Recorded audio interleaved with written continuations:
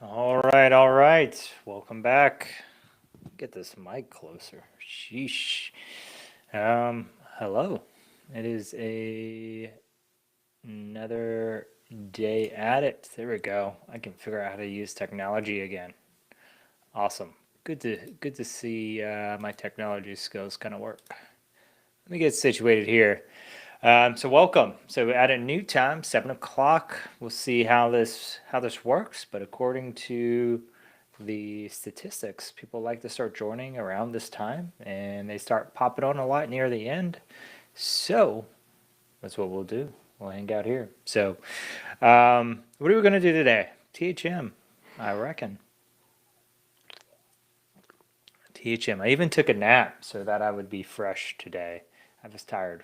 Long day at work. Long night as well. Yeah, so what's been going on since the last one? I don't know. I was really excited about the last stream. We had a tough challenge that was fun. Maybe we'll do a tough one tonight. Um, we do have a new podcast coming out. Should be this weekend, if not Monday, for C-Suite Cyber. We've got quite a few awesome guests lined up as well. I'll leave that as a cliffhanger, but stay tuned to C-Suite Cyber to see what we have cooking in the kitchen over there. What else? Just released a video this week on the top 5 skills in a SIM, so specifically Splunk, that I think you should learn. If you haven't touched Splunk, these are the first 5 things I think you should learn. So really, really good video. Believe it or not, Splunk's one of the harder sims to learn. If you can master that, you can master any of them. Yeah, it's a good time. What else is new? Got a couple more videos in the editing process. That might be it. So, yeah, we'll do at the end of this, or at any point in time, perhaps, unless we're in the middle of a tough problem on this stream, we'll talk about people where they're at in their path. We'll work on some resume tips, probably. We'll work on some interview strategies, probably. But we'll be hacking. For those of you who don't know, Advent of Cyber is coming up. I've actually never done that one. Ben's on it, though. My boy Ben. But also you have the Sans Holiday Hack Challenge, which I do usually do most years. Both I hear are very fun. Sans is really fun, all free for you to check out and enjoy. You definitely will learn a lot of stuff. I know I learn something new every year. So, should be good. Well, let's go ahead and let me share my screen down here. There we go. There we go. Perfect. I wonder if it'll let me do this as well. Maybe. It's free stretch. I thought it was going to give me a full screen. Oh, there we go. Actually, never go full screen mode. But I will today. Why not? Yeah, so Advent of Cyber, that's what we have here. Where they offer prizes. A lot of good challenges down here. Looks like they already have a few. I was scrolling through here being nosy to see what they had going on this year. IDOR, so some web app hacking, some Splunk stuff. And the great thing is they usually leave it up all year round. So I think 2024 you can still access if you're curious of what to expect. So pretty cool. Got some cool guys up here. I saw Ben was up here. There he is. Look at Ben. He made it. He's cool. Then we got some other people. I don't know anyone else here. John Hammond, Marcus, know those folks. But lots of cool folks. I've seen 0 Days stuff around Montgomery, but really cool. Lots of cool people in the industry supporting free stuff for you. So always welcome to see people supporting other new people in the industry. And what reminded me was I saw this one, the Advent of Cyber 24 side quest. It reminded me to like, oh yeah, I thought I saw something where it was starting up. It's not starting up yet. It says it starts in 10 days, so December 1st, I reckon, and then it'll be open up. But right now they just have like prep stuff going on. Should be cool. Welcome if you're just joining us. Who do we have in here today?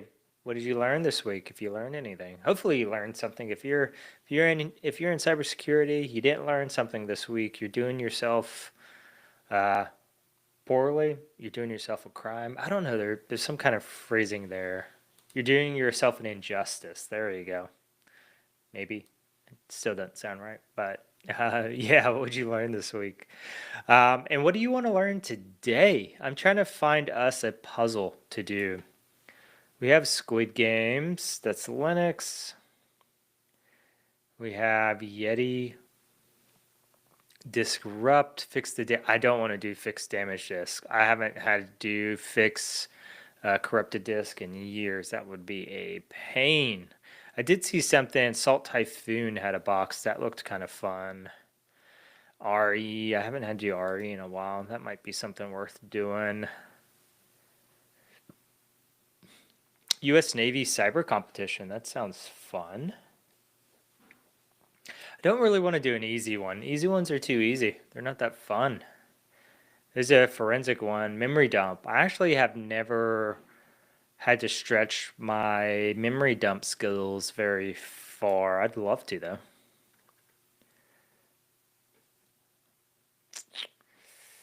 Let's see what else.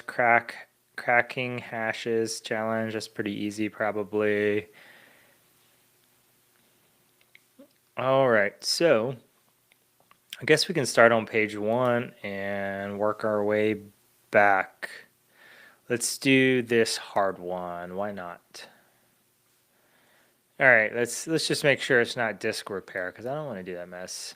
Test your Windows investigation skills on a critical data exfiltration case.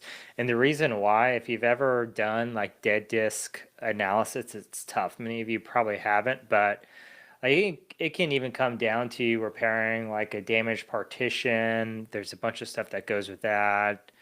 I just hate dealing with raw file formats, although surely there's a tool that allows you to do it much quicker these days. Back when I did it on an exam, a forensics exam, which was great. Who was it? eLearn Security back in the day had one. I don't know if INE is the same level of quality, but INE had a really, really good forensic course back in the day. Highly recommend. Yeah. Yeah, I ended up taking it back in the day because we didn't have anyone on my team that could do forensics. Like, I always call like I differentiate normal forensics from tactical forensics, where you have normal forensics where the expectation is it's going to take weeks, maybe months to get the data back from a true dead disk forensics case. But that's not necessarily helpful if you're in the middle of an investigation and you need that feedback from your forensic team where you're only getting, I mean, well, you get nothing from them, but you need to be able to continue to drive, right? There's a bunch of questions that need to be answered. Um, and it typically doesn't support that activity. And so I developed technical forensics, which is just understanding all of these artifacts on systems. So, like Windows, I'm very familiar with. Where you're doing like prefetch, you need evidence of execution or network connection or whatever it is. And you use technical forensics, so quick turnaround on forensic artifacts to help support that, right? So you may have an analyst that says, hey, I think this is a bad file. Can you tell me how many times it ran? What were the last 10 times it ran? Did it ever connect externally? These are all good questions you could answer with your forensic artifacts. So pretty cool skill to have. And I learned that because we didn't have anyone that could do that. So I said, sure, I'll learn this stuff. And it was fun. I enjoyed it. All right, enough story time. So we have this, we need to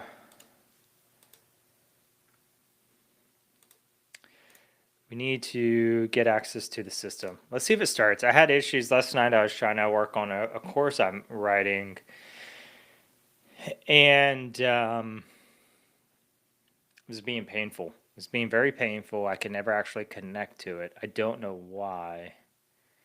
I truly don't understand why. It's my computer upstairs, but yeah, I wouldn't connect. Even though the VPN connected fine, no issues, I just could never connect to the target system. I was working on some SOC analysis stuff, but what are you going to do?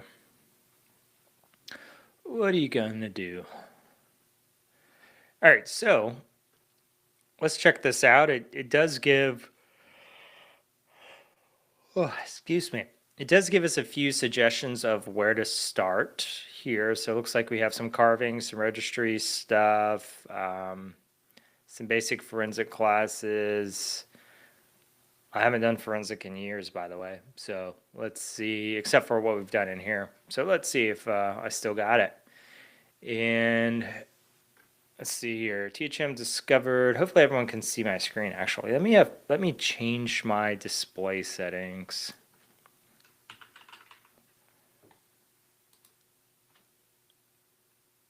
Instead of what I have here, 16 by 9 is probably a good one, but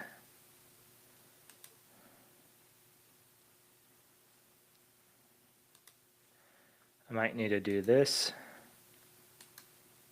There we go. This should make it easier for people to read, actually. I was thinking about that on my run yesterday. I was like, I need to probably change my resolution, and then I won't have to zoom in all the time. It'll like be automatically there. Why not? All right, so let's see. Tech THM discovered critical data that has been leaked to competitors after an internal investigation. The company suspects Liam. Liam, what you doing, man? A recently terminated employee who was working as a systems engineer. The suspicion was raised as Liam had access to leaked data in his company-provided workstation. He often worked late hours without clear justification. He also caught roaming around a critical server room and taking pictures. Oh, man, what a bad guy. Following these suspicions, Liam's workstation provided by the company was investigated. The initial investigation suggests that an external entity was also helping Liam. Okay. Let's use this knowledge we gained from the previous modules to search for traces of Liam's activity. Start the virtual machine by pressing Start Machine. In the case the VM is not visible, use Blue Show. It says we can also connect with VPN. Okay. All right, we have a username, password. Looks like we have some forensic stuff here.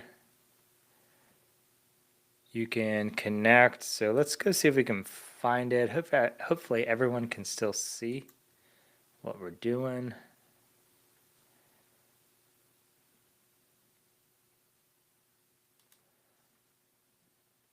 All right, so let's go to, well, I thought it was going to open up.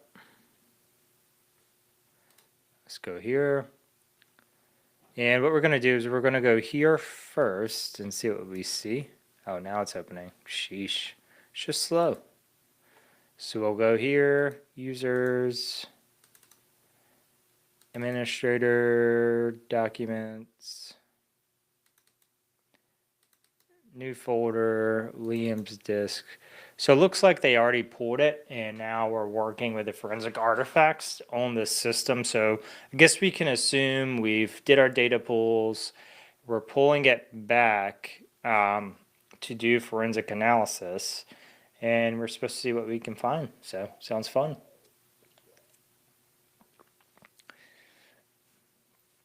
So we do have tools here. And they're right here. So some common ones, I bet we got some Eric Zimmerman. If you don't know, Eric Zimmerman has a lot of cool tools. Very helpful. So let's start by saying what is the serial number of the USB device Liam used for exfiltration. So there's a couple of things we can do that I know is we can parse the registry, and we can essentially see every USB device that was plugged into the system. And that will give us some of this answer. We'll at least see all the devices, but we'll need to figure out how to tie that back here. So we'll have to tie it back to the data being written to the disk and pulled out. I don't know. I can't think of a way to tie the data moving to it, but at least we can pull a list of those devices and take a peek and see what we have. Let's take a peek to see what else is in here. I doubt they were nice and gave us stuff, but we may be able to use Autopsy and just import this and see if all of it's in Autopsy. Let me adjust my stuff over here real quick, actually. There we go, much better.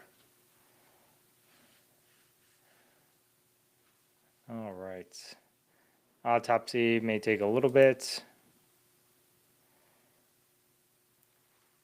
By default, you may run into some issues with Autopsy, especially on bigger disks. I actually did an investigation recently. I didn't need to do a ton of stuff. I just happened to have a disk image. But anyways, I was running into some issues where it was essentially wasn't running out of RAM, but it was super laggy and leaving a lot of like little artifact things on the screen. And I wish I remembered what I did to fix it, but I fixed it. But I had to change the default configuration to do that.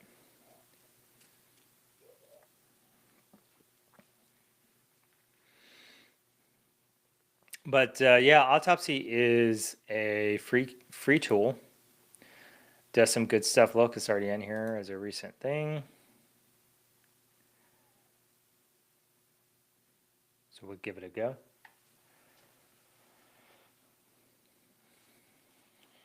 I will be brushing up on my skills this week. I do have to do a forensic evaluation soon.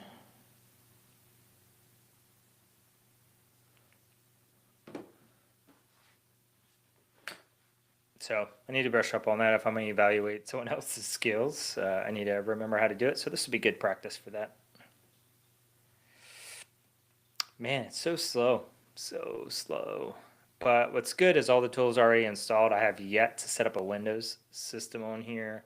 I'm sad because the other day I found out that they stopped doing the Windows image, like the developer version. If you don't know,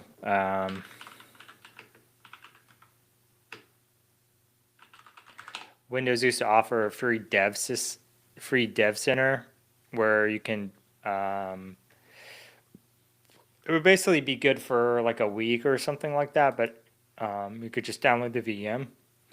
Then they stopped doing it. I clicked AI or something stupid.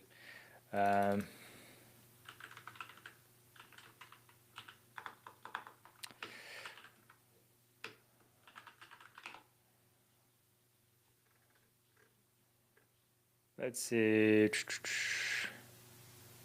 It's not DevKit, I don't think. Maybe it is. No. Windows 11 VM. Let's see. Here it is. Yeah, see, this is where it used to be. And they've stopped doing them since October last year. So it's almost been a year now, but you used to be able to have all the VMs and stuff. So maybe something broke in their DevOps pipeline and they stopped doing it, although it's Microsoft. You'd expect them to be able to figure it out pretty quick. What are you going to do?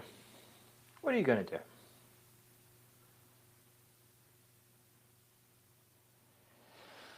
All right. It's slowly loading. This is forensics for you.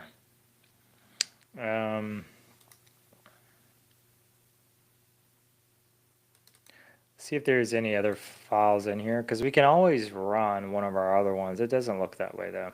Sad face.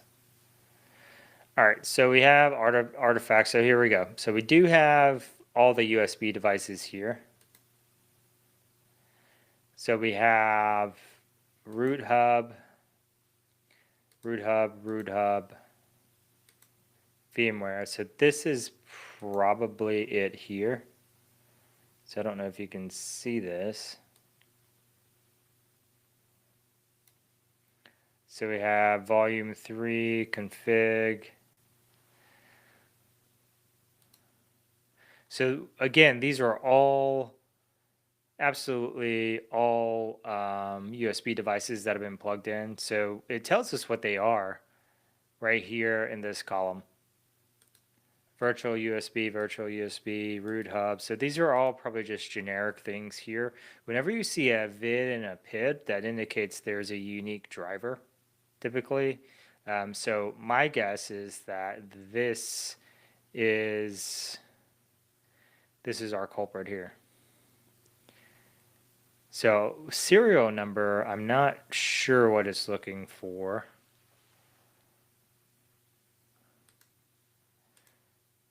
Let's see if it shows us. Maybe this is what it's looking for. I don't know. Let's see. Okay, that is what it's looking for. So again, this stood out because it was unique. If there was a bunch of these, which I would expect there to be several of these on your system, then we'd have to look through. And then you can just use the time date stamp to basically get a good guess of, make a good guess of what it is. At least you'd be able to narrow that down somewhat. I don't know what these dates are. I'm not sure if they're the last time the device was plugged in or not. All these things actually matter. So for instance, like prefetch, you only get the last 10 execution times. So that's very important. It doesn't mean it only executed 10 times, but you're only getting the last 10 times. And all these artifacts have very, very unique constraints to them, like shell bags. You're probably not going to see a shell bag if they just worked within like a shell the whole time. You're not going to see that because it never loaded to Explorer into the desktop. And there's a lot of cases where, what is going on here? And there's a lot of cases of if you're not actually have a true session on the system, they're not going to be generated. So there are constraints, and that's part of the forensics thing, is understanding in what cases the evidence, you need to find additional evidence to kind of map what you're looking for. And typically what you'll find in forensics, you're usually mapping to, and it's almost like triangulating whatever fact you're trying to prove. You're doing that with multiple artifacts because each artifact only gives you a tiny, tiny bit of information. So you need at least maybe 2 or 3 to be able to tell the story of what you're trying to tell. So just something to keep in mind. That also is what makes it fun. All right, so let's look at this next one. This I've never done. What is the profile name of the personal hotspot Liam used to evade network detection? So this is kind of an interesting one, and I bet there is a registry value for this. So this was pulled from the registry, by the way. Even though it doesn't tell you that, this is a registry artifact here. Now, let's see if we can figure out where the Wi-Fi thing was. I'm sure this is probably also a Wi-Fi artifact or a registry artifact.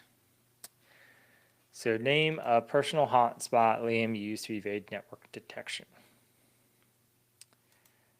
Probably not web history.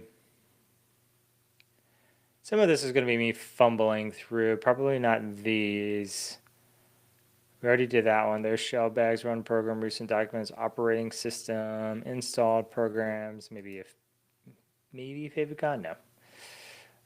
That's all something slightly different. These are all SIDs.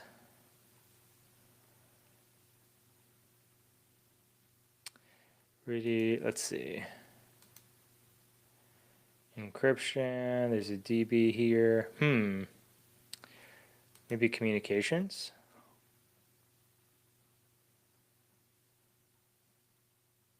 We can also ask chat what it is, because I don't know. Let's see. AI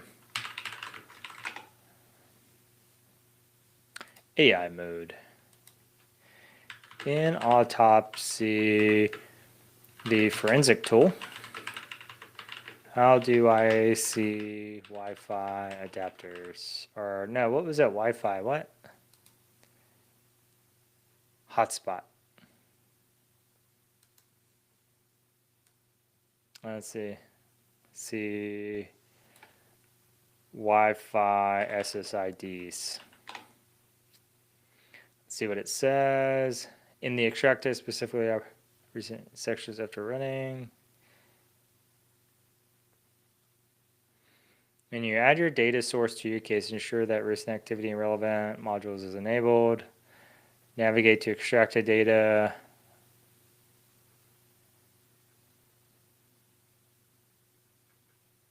Well, that wasn't particularly helpful. Because this is what it's talking about here, data artifacts. But I didn't see it pull it out. Let's see.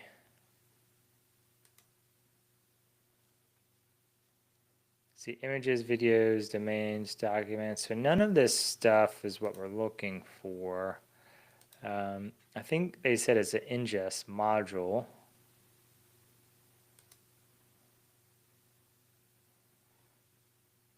Let's see.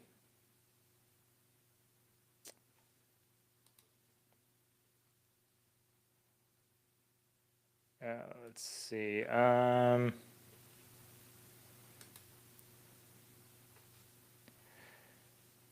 see. Blah blah blah. Recent activities. It says recent activities module. So let's deselect all, because I don't know how long it's going to take to do it, but we'll do recent activity 1. And we'll be a little bit more surgical with what we choose here. Yeah, let's rock with that. Let's see how that works. If it works, so we should see it running over here. It's going to pull some stuff out for us.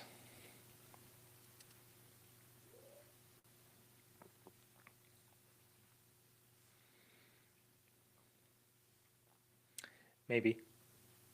We'll see how long it takes. We can also ask ChatGPT how to do this manually.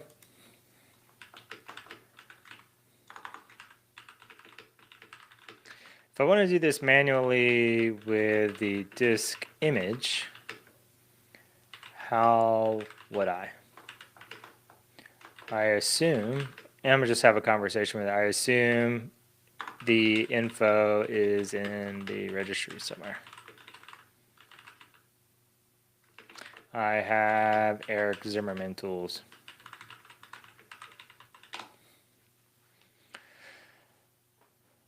Let's see what it does. Yep. See Windows located. Yep.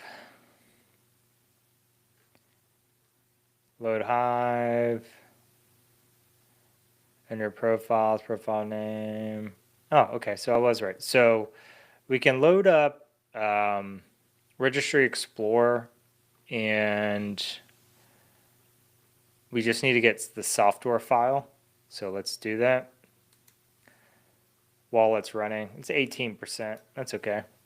We'll let it cook in the background. Here's Registry Explorer. And let's go ahead and run it. So this is the fun stuff, right? Where we're relearning some stuff.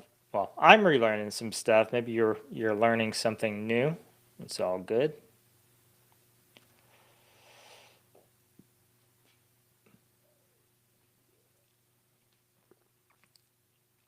But yeah, we're having fun either way. This thing is painfully slow. I need to stop using it. It's so slow.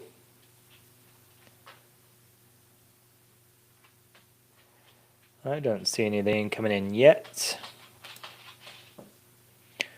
I hear my dog outside the door. Oh, man. Oh, there we go. Here we got Registry Explore running finally. So for those of you who haven't heard of Eric Zimmerman, he wrote a bunch of tools, and they're old as dirt now. I think they've been around probably close to 10 years by now, probably about as long as I've been in cybersecurity. And they just do a bunch of really common things that we would use them for, right, in cybersecurity and in an investigation. So that is the nice thing. Was it documents? I can't even remember. Yeah. So which one was his? There's nothing in export. Is it config? It's in here somewhere. Where is this thing? Is it not in this? Let me take a peek to see where we're pulling this thing from.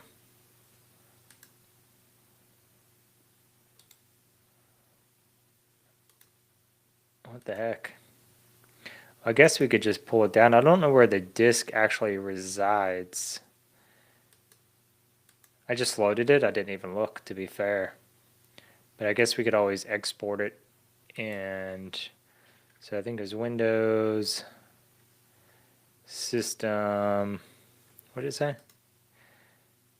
Windows System 32 config. Windows System 32 config.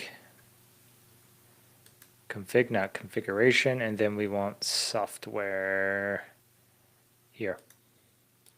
Let's just do an export.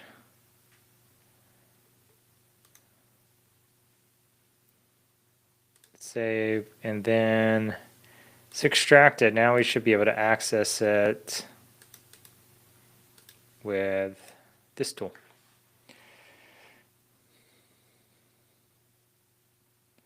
I'm not sure what kind of error this is. Don't know what that was about. Do you want to load the dirty hive? Yes. Ooh, we might have to do 2 different hives. So if I remember correctly, you might have to load system and software. Here's an uncommented, blah, blah. Do you want to replay transaction logs?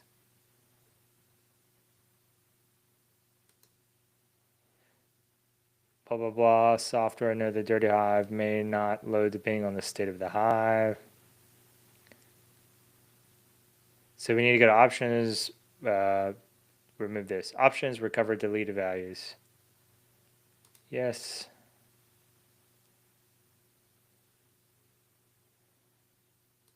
Options.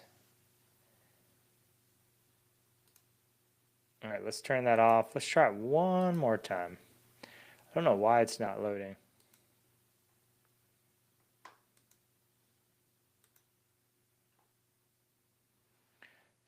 Transact. Let's see how big this file is, because this is kind of bizarre that it's struggling to load here. Again, I haven't used this in a while, and now you gonna open? Come on. Oh, there we go. See how big this file is. So it is significant. Why? Let's see. For Registry Explorer,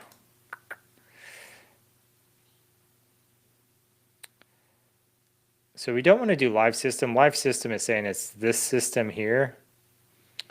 We could ask this.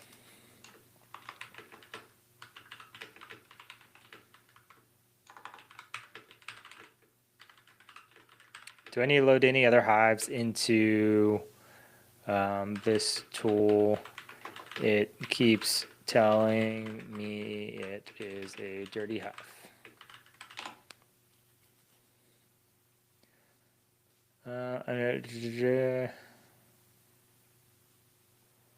Return to the file directly out and extract the following associated log files along with software. So 1, 2. So let's pull those as well, see if that fixes the issue. And so we do that just going back in here, and then we just say extract files, sure. Deal with all these errors, sure. Then let's go back and try to do it again, see if that fixes it.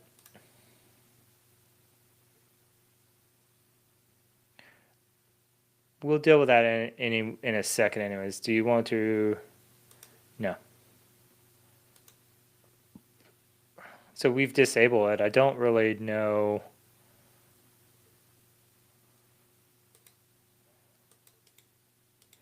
Don't really know what the heck is going on here.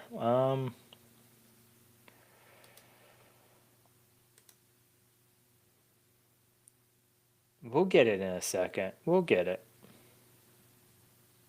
Let's just try the one hive and see if it loads it. Primary and secondary sequence numbers do not match. Let's see if that says anything.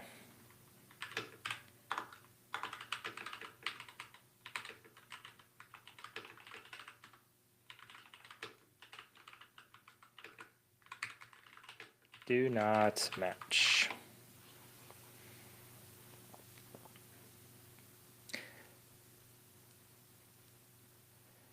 Acknowledge your warning.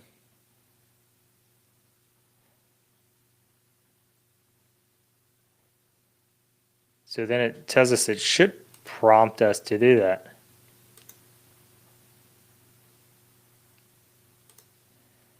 All right, and then we'll do these. See if that fixes our error. Sure, desktop. Yep, sure. Now it says it's a dirty one still.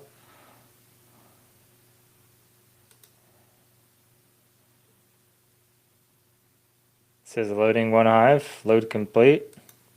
Got a bunch of error messages.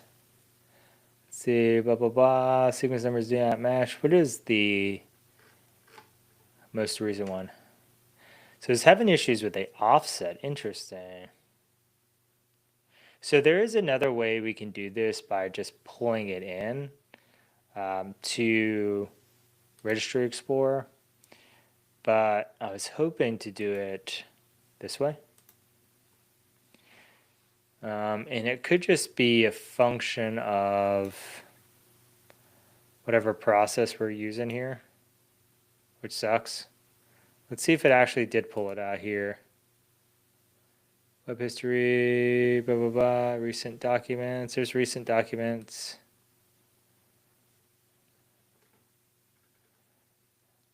Don't see that in here.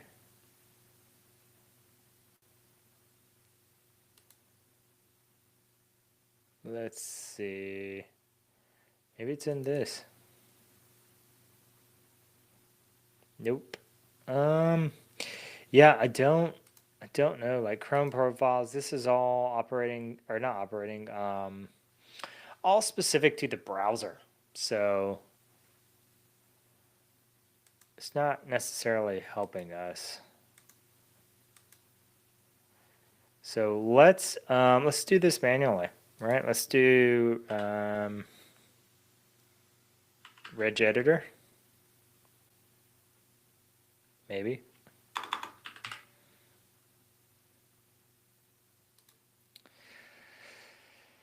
All right. I'm ready for bed already. Jeez. So let's do an import. And we'll go here.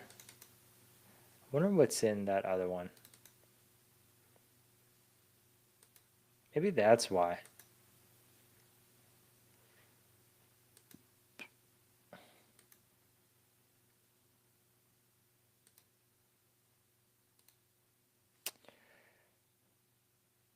Let's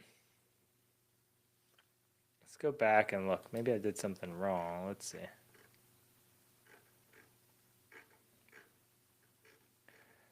So we do that. We say load Hive, select software file. Wi-Fi profiles are stored in the registry key. So we just got to be able to get to this key.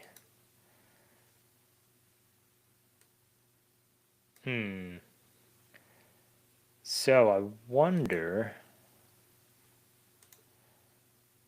let's just navigate to it and see.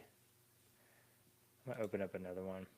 So this is a good case of you'd like to have multiple routes to the same answer in case tools don't work. Like, I don't know if I'm doing something wrong here, high likelihood, but we can still get to the answer one way or the other. And a lot of times it's just, I'd rather get there sooner than later. So I don't know what this A is, but Liam's disk is for sure what we wanted. So I wonder if it is this system. It can't be. Let's see where this is stored.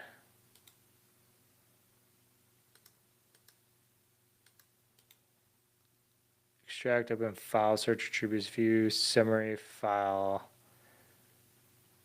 Let's look at properties. Maybe it'll tell us where it is. I want to know where it's at. Maybe view summary info. Looks like it's loading. I'm trying to figure out where it's at. I don't know where it's at.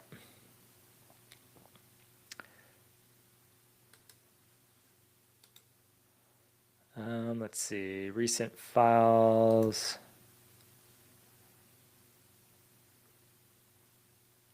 Shadow plan, breach plan, pass.txt. Lots of cool stuff here. Do you have a timeline?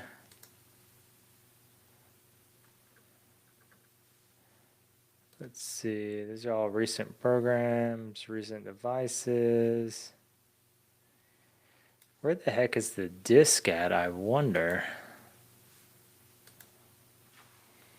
Hey, thank you for joining. What's up? If you have any questions, feel free to ask away. Right now, I am fumbling my way through Autopsy, trying to figure out disk.e1 host. Maybe that's the name of it. We're doing some forensic investigation here, and I am trying to remember where the disk is actually stored.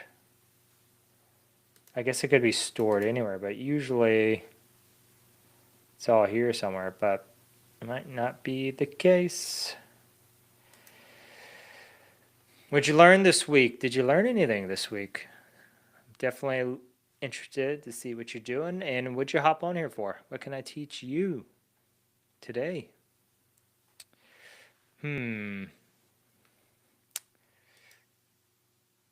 Let's see. So the data sources are here. Where? So this is the disk. Where is this disk? Can we just open up file location? View a new window, maybe? Path, C windows.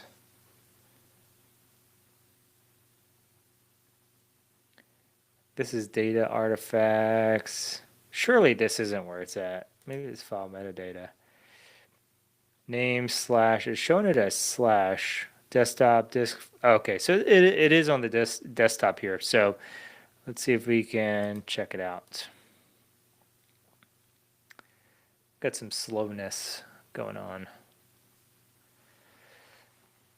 We're dealing with TryHackMe's very slow VM.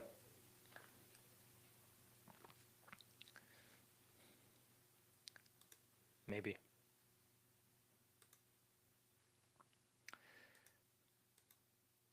All right, there we go. All right, so let's go to desktop. This is where it's supposed to be. I thought it was supposed to be on the desktop. Ah, so admin desktop. Womp womp. So it is on the desktop. Just not this users. There it is. Okay. So here is the actual disk. Let's see. So the problem we were having was that we were extracting the Windows artifacts, which were registry artifacts. We were trying to view them. We kept having errors. Let's see if we can do, what was it called? Registry Explorer. Let's see if we can find using Registry Explorer. I think there is a specific trick to it. Let's see. Oh, I got hiccups now. So, blah, blah, blah.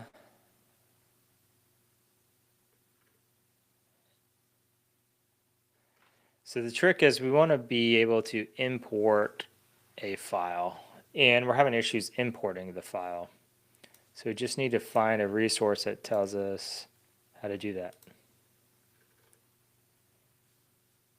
It's not this. Let's see. Why is this in the Department of Veteran Affairs? It seems such a bizarre file to have.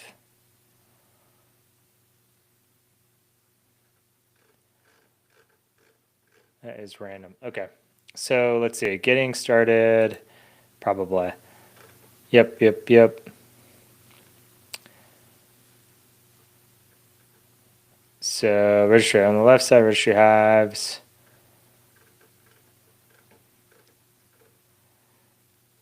So is this the old school one where we said load hive? So this is this current system. Or do we need it? No, we want to create a project. Let's try this. So this is where it errors out every time, or it did a second ago. And we're getting a bunch of errors here. And it's failing to load.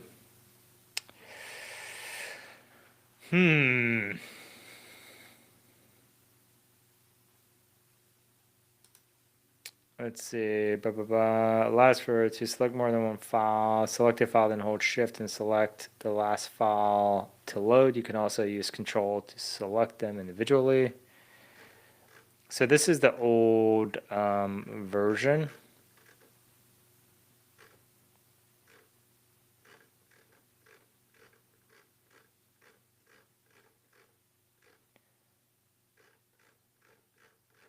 I would really like for this thing to work. Otherwise, it'd be very annoying to me. Let's see.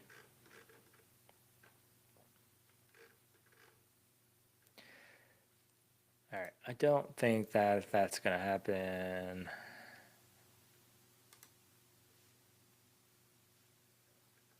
All right, let's see. Recommend.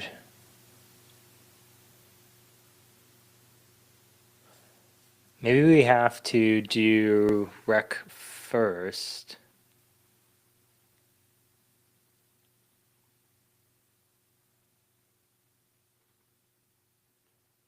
Command line, let's see.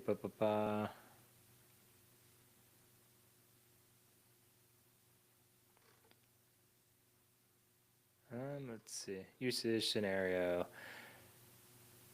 Can we use many users, but here are two common ones that you'll see. Law enforcement, check user assist.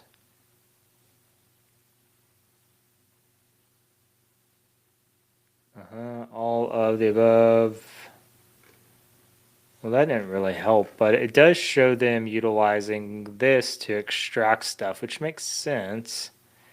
So let's see if we have this other file in here. And so it would be under tools. Because I know some of his tools require you to do, like it's a multi-step process sometimes. So this is MFT.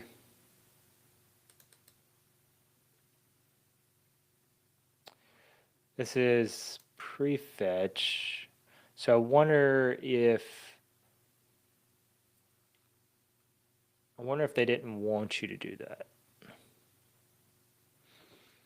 Because usually they load stuff on in terms of what you need. All right, let's see. I have the disk. I have the disk image and an autopsy. And I need to look at the entire registry. And I have, what is it called?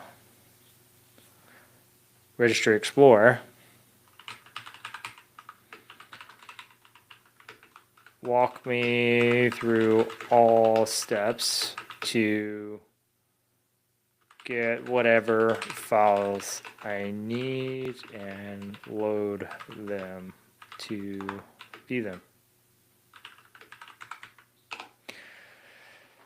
So we know where we need to go. We just got to get there, right?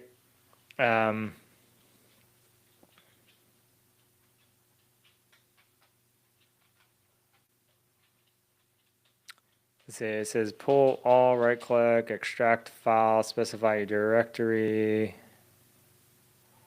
load the hives all at once. So let's just pull them all at once then and see if that changes it. Maybe maybe that's what we were supposed to do. Maybe. So let's go back to doing what we were doing. So it was Windows, System 32, config, System 32, config. All right, so this is where we're at, and we need to get, we'll take SAM. We already have, no, we don't have security yet. We have software. We need system. We probably need into user data as well, actually. So let's pull these. Pull those down. Let's see if it said something else. Oh, we won't default as well. Okay. That's fine. Extract those as well. All right, is that all of them? So we got SAM, security, software, system, default. And then it wants us to just load them all. Okay. Let's make sure they're in a good format.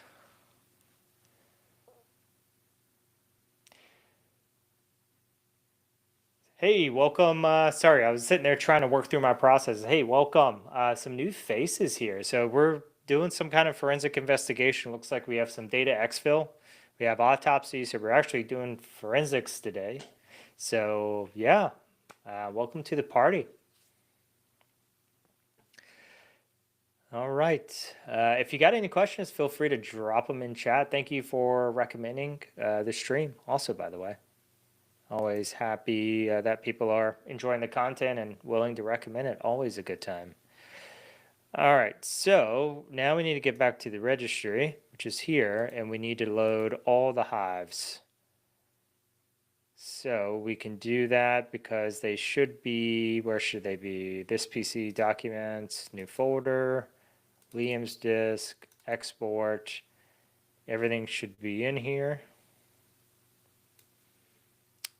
So let's just load them all.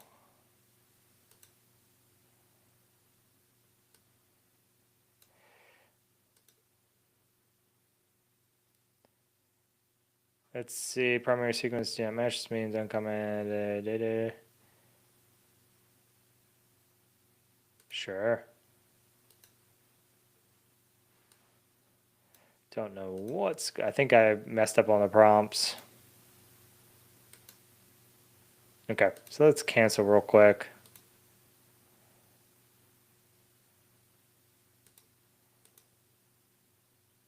Well, we have something loaded this time, so that's a plus. There's Sam.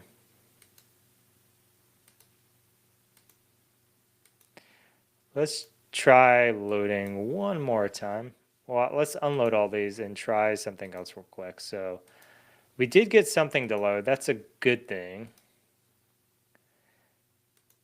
All right, so let's start by just doing the default SAM security system software. I don't know why we have all these things in front of them. So let's see which one's what. So primary sequence numbers do not match. Okay, don't care. Yes. No. Okay, that is security, so I can see it on the end. No.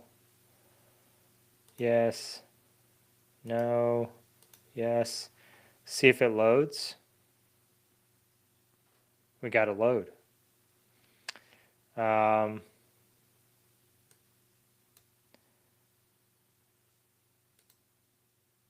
right, here we go. So we did have.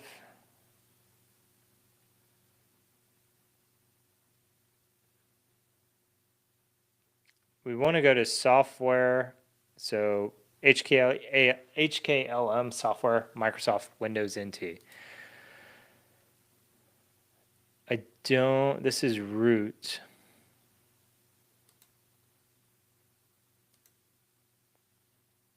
Windows, what was it? Microsoft Windows NT. Microsoft Windows NT. Current version. There's 0 values in that one. So one of these other ones might have it.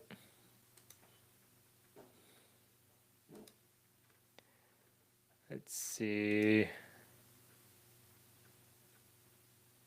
So Microsoft. So I would have suspected the other one had it.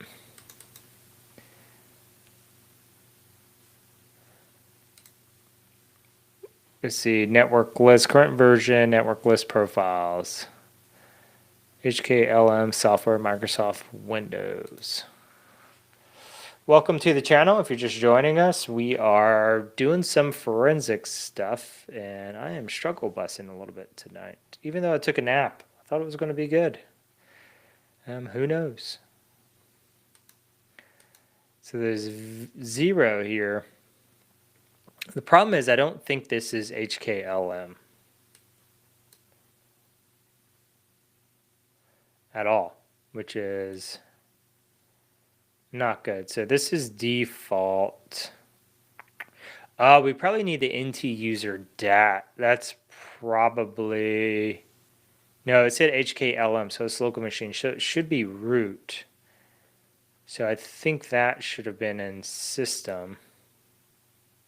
That's SAM. That's security. This is system here. So I would think it would be in that. Right, HKLM. So local machine is system, so not current user. HKLM software, Microsoft Windows NT. HKLM, Microsoft. But it doesn't have any of them, so might be wrong here.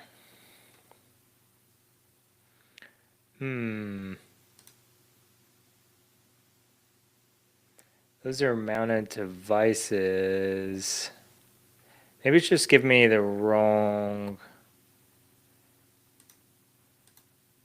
Maybe it's giving me the wrong artifact, but I wouldn't expect that. I would think this would be pretty common.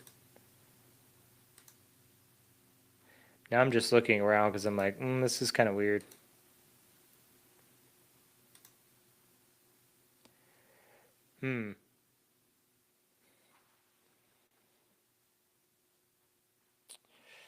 Trying to think of another way to load artifacts manually. Let's see.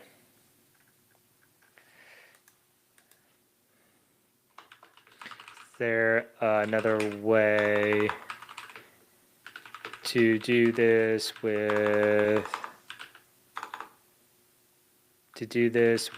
a different free tool?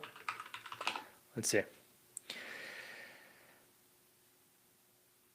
We have regeditor. Let's see, extract hives, use Autopsy to extract, open registry, load hive, select local machine in the left pane, go to file, load hive. So we did do this kind of. So we did this import and it is going to be here.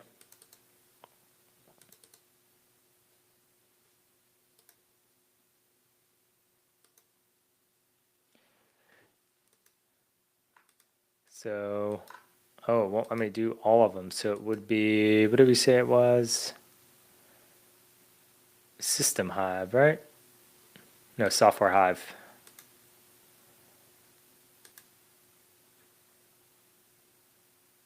You can only import registry files. Okay.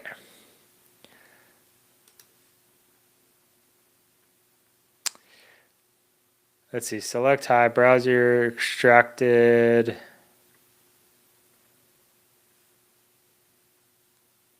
So we extracted them.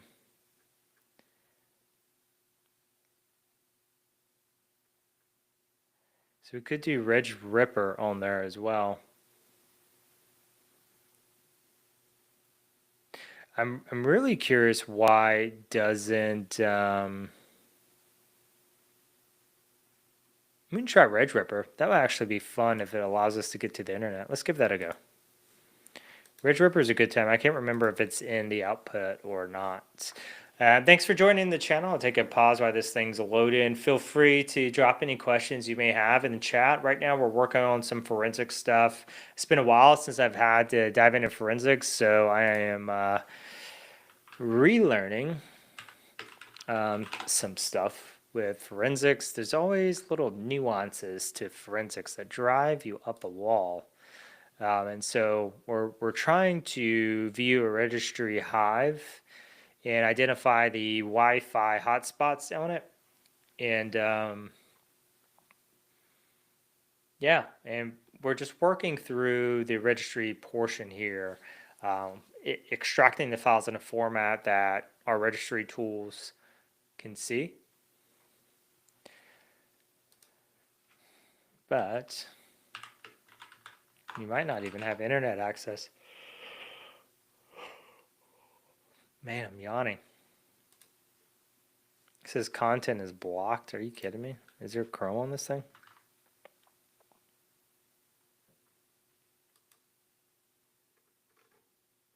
No. No, there's not. There's not Chrome on this thing. Sheesh. Maybe google.com. Anything? I don't know, maybe. But yeah, feel free to ask questions. Ask something good. All right. So it's going to make my life difficult. That's what it's going to do. So if we're stuck using files, how do I, because we can only copy and paste to the system.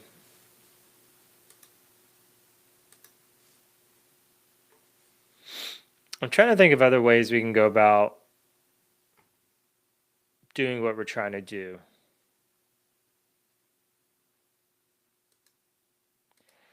And there's usually multiple paths forward here.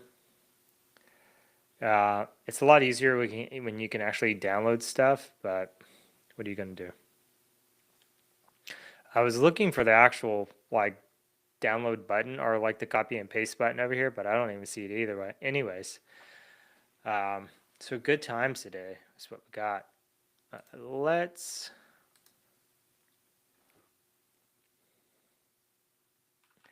Autopsy and Registry.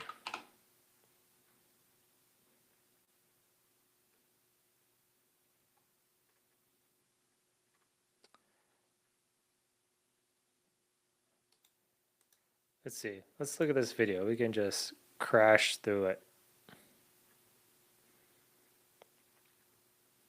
Blue monkey.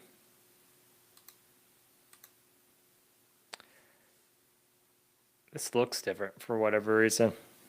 All right. Skip around. We don't care about that.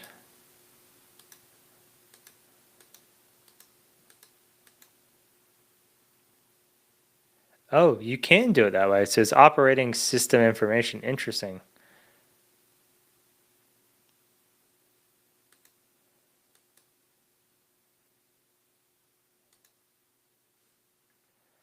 Did not know you could do that with it. Let's go back. What is this business? This is a new thing to me. So they were over here. It did look different. So I think we're over here. Nope, this is that other partition we didn't care about. We want this partition.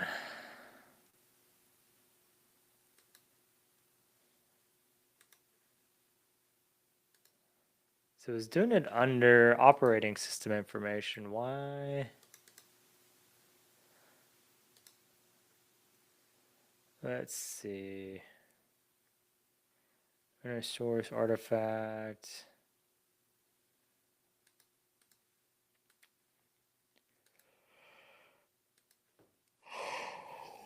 Man, I'm dying over here already.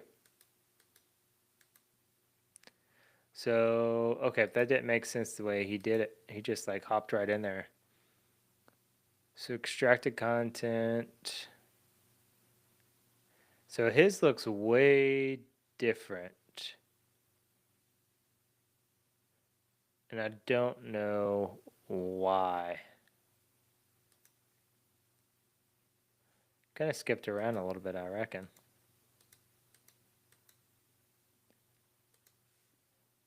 Let's watch him do something and see if it changes at all.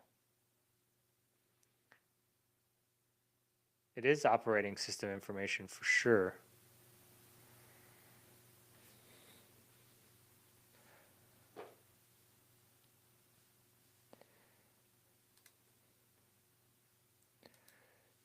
Hey, welcome to the show. We're trying to learn how to use Autopsy. Autopsy, forensics, review, registry.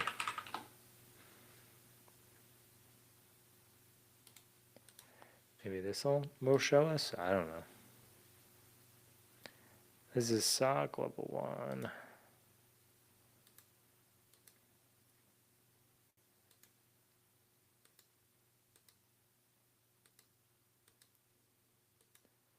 Maybe someone will walk us through this.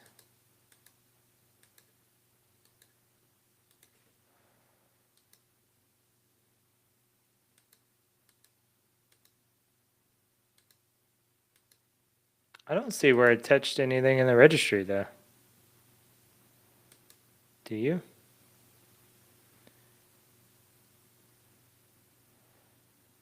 File download, investigating internet activity, top secret, found. Here's the registry stuff. Let's see what it does with it. Let's see.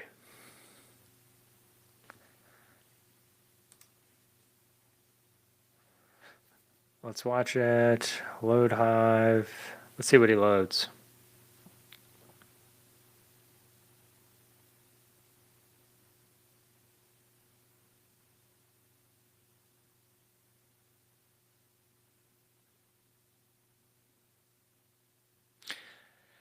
Guess we could try into user dat. Maybe we're just off because I did mention that, but you know, ChatGPT, man. Well, you got to show us what's wrong. So the question is going to be, I think he was an admin here, and so we just need to grab into user dat. So we can just grab all of these.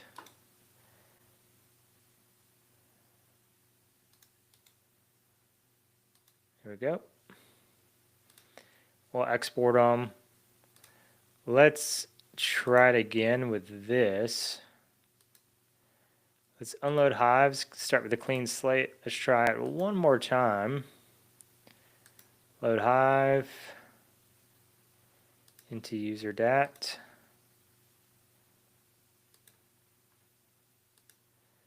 It's just going to have us just grab these.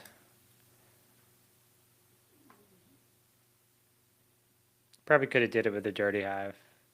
That's okay. It says load's complete though, so it is attempting to load it.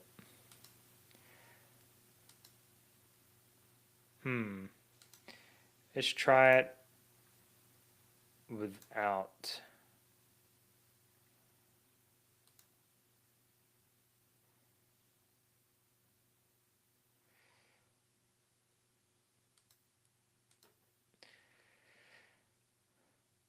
Well, what's kind of sketch is that this software didn't have a number on it, but this other one did. We do see that they're not especially large, which is kind of interesting. But I would expect us to be able to load this darn thing.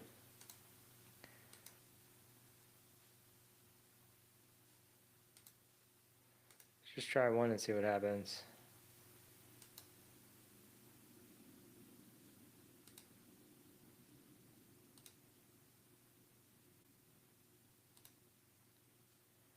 All right. I don't know what's going on with it, but it should be software, Microsoft. I'm like in my brain. I'm not even talking. Sorry. Let's see here. Windows NT, current version. And then we were looking for network stuff.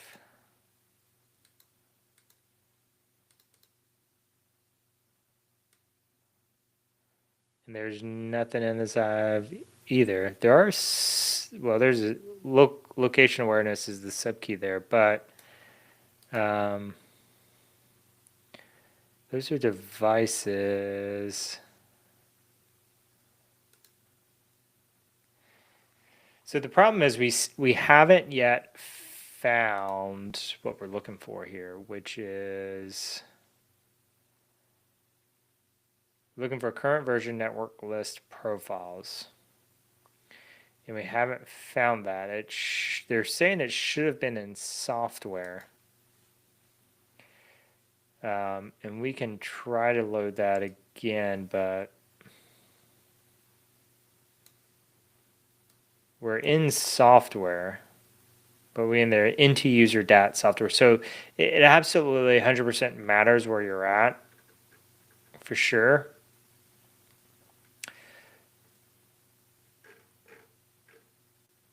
But we're just not finding it. What the heck? All right, so let's try loading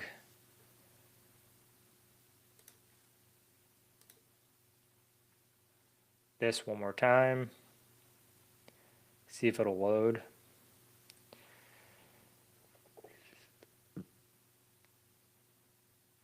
Maybe.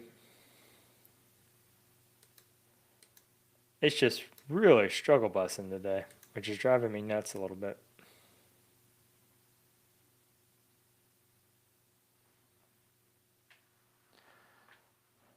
Load complete. So I don't think it likes that hive at all. I don't know why. It just does not like that hive. And that hive should be really where it's at.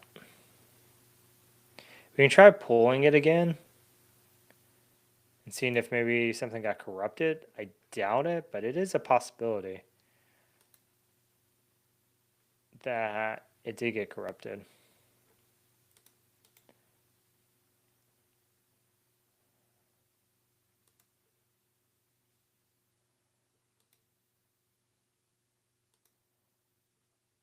Let's override it. Now let's try it again.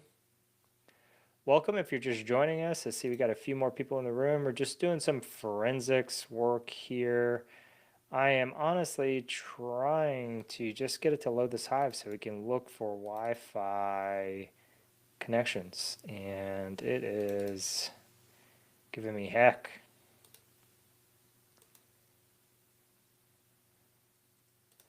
So I'm gonna say no, no.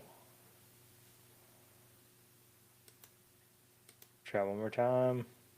Let's try a different pathway here. So no, I don't want to replay. Do you want to load the dirty Hive? Yes.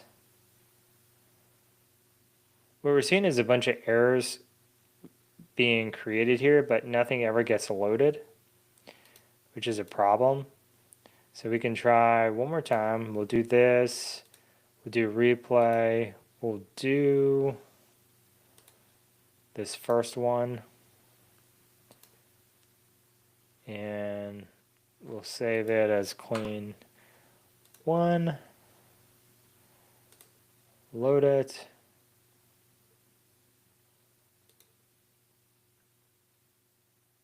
And then watch it not load again. Because this is the case we've had, right? Where we go through all this, it still doesn't load for whatever reason. It's crazy. I don't know what's going on with it. And what's bad is we can't really pull it out. I guess I could try RDPing to it. Let me load, what is it called? Ramina. And it says we can just RDP with this information.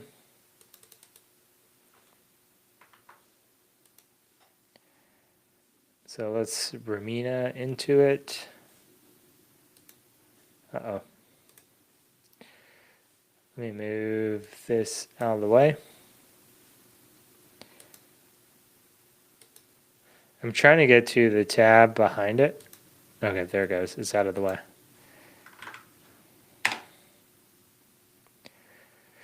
I think I actually need to do this. I'm going to try to RDP into it, and then we may be able to copy and paste the files out of it, and that may allow us to do what we need to do. Tough today. And honestly, this is kind of the fun part about cybersecurity, is where you're just problem solving, and it doesn't become like just doing the same thing over and over, right? We're not factory workers, we're knowledge workers. So it's kind of nice to be able to work through problem sets.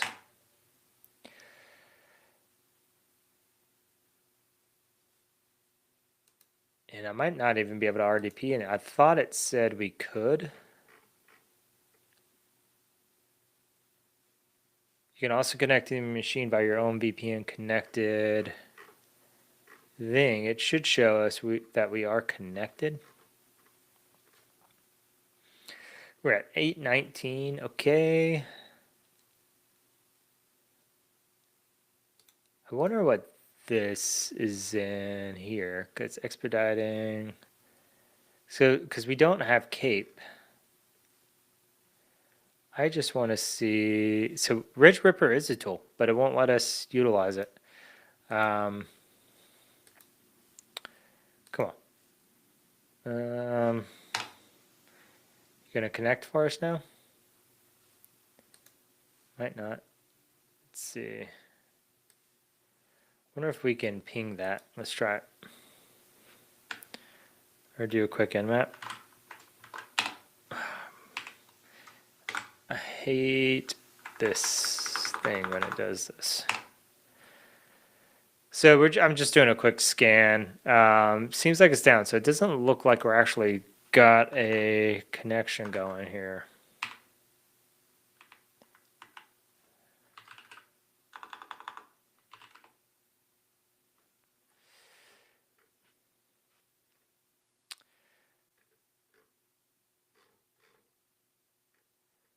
So I may just need to pull.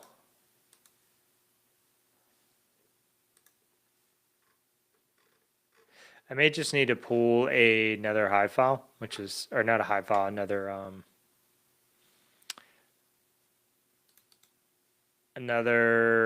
whatever they call it, a package. So let's do that real quick.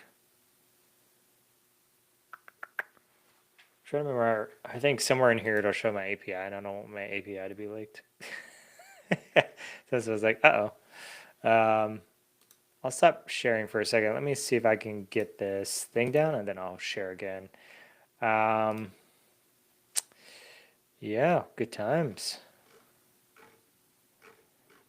Just a little struggle busting today. That's okay. Maybe we'll get something done. VPN, VM and VPN settings. So it shows that I'm online.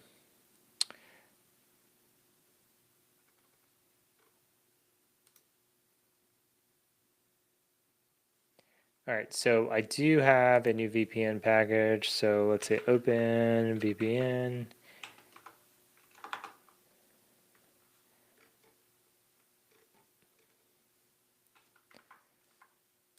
What was the package called? Was it US East? Okay.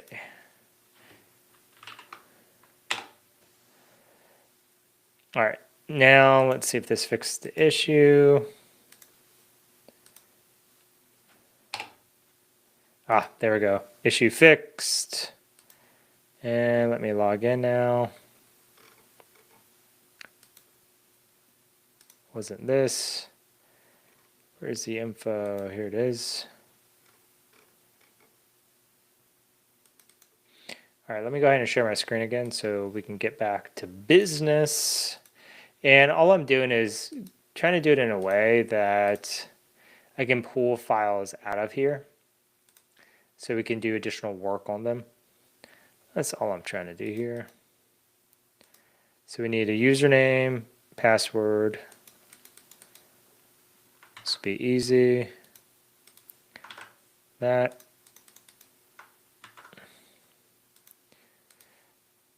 So this is Ramina. It's very good. I use it when I do pen testing because it's better than the old. It's better than, I'm trying to think with the XRDP. In some cases, like XRDP, you can do things like pass the hash, but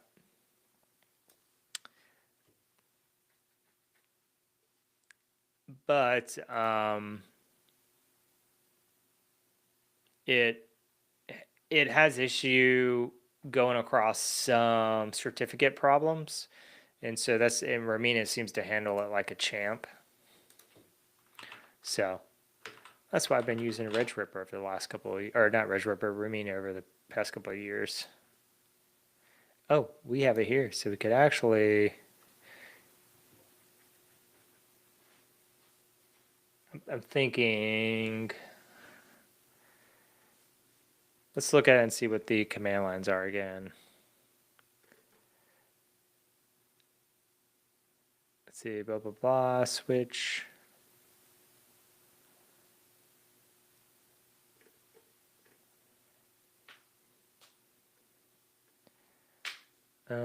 We can just pull it and drop it, and then we can look. We can look to see where we stand. Did I already lose access? What the heck? How annoying.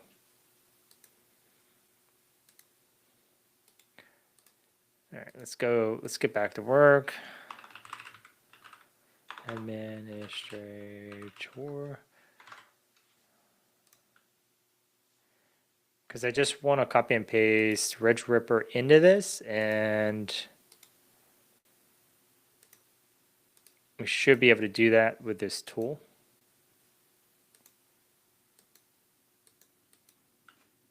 If it'll stop kicking me out. I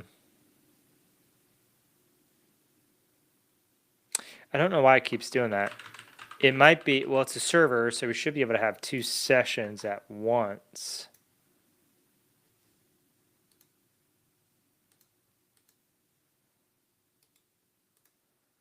So I'm not sure what the heck is going on. Let's say password.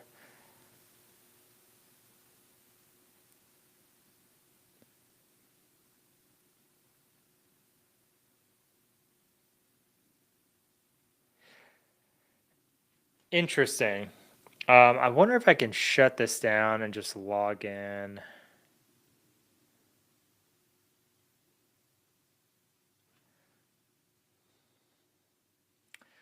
See, can I, let's see, start by pressing the start, the machine will appear. In the case the VM is not visible, you can also connect with the machine via your own connection below. So I'm not really sure. So it's only allowing us to have one session, which is interesting because it looks like it's a server system. So we should be able to have two sessions at the same time.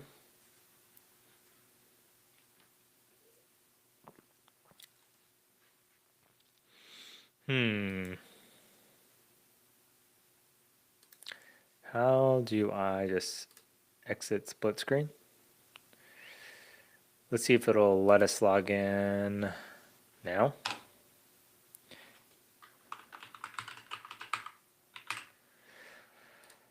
I just want to hack stuff. You know, this is how we learn stuff, is by suffering. Okay. So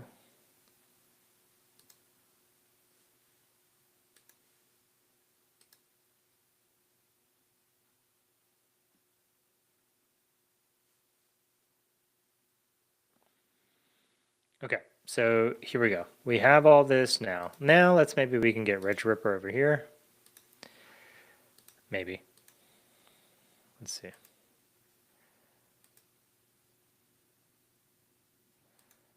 And drop it into forensic tools. And I can't copy and paste in here. You gotta be kidding me.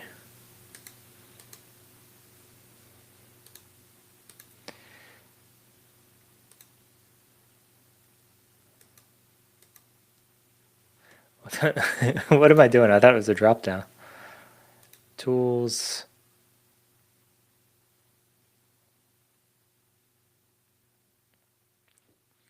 Okay. I'm about to drop a shell on this dang thing so I can move files back and forth. This is driving me up a wall.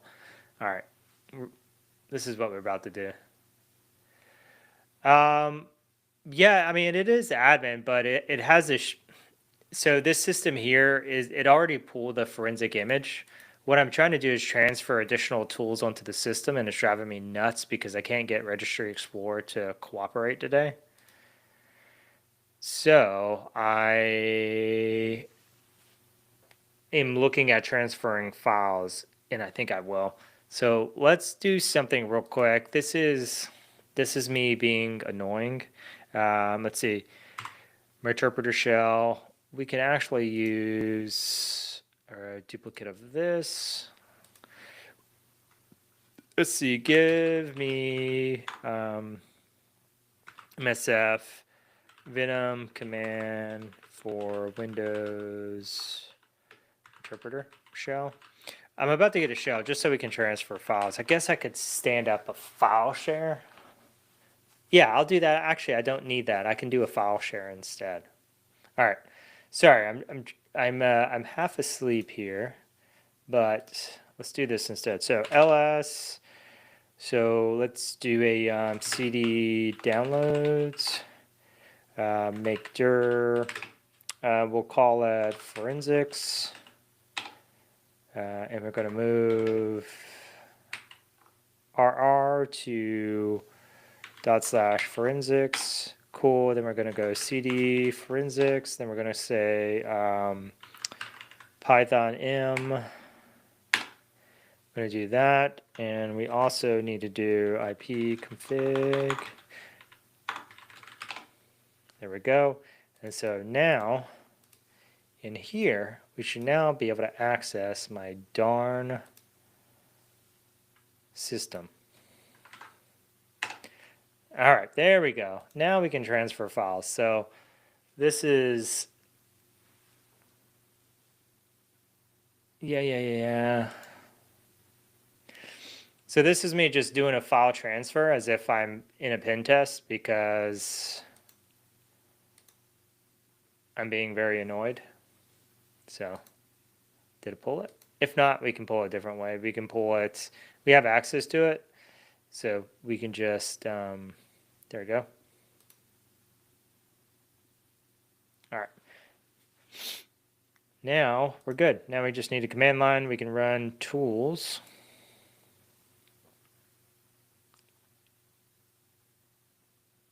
Need a command line. It's so slow. CMD.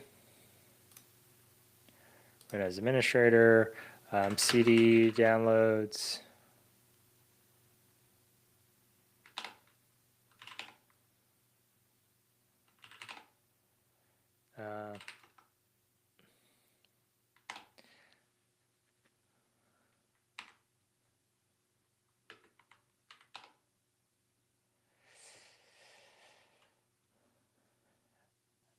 Now it's not even running. What the heck is going on the system here? Sheesh. Let's try just running in here and see what happens. It should have worked without an issue, but at least we have a pathway to move files back and forth now, which is cool. We're not going to pull the full image across because it's probably pretty massive and it would take a lot of time. So we won't do that, but I don't understand why RegRipper doesn't want to work.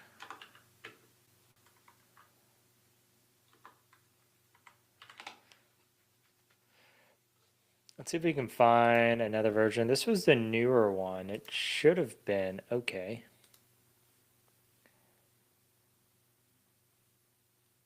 This is a Perl version. This is the one I pulled here. I don't know what RIP is.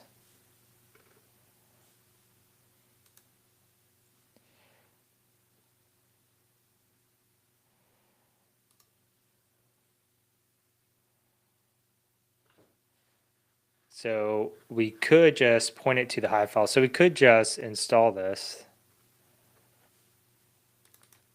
and see what happened and pull down those files. Maybe. Yeah, we can. We can set something up if it doesn't want to work for us.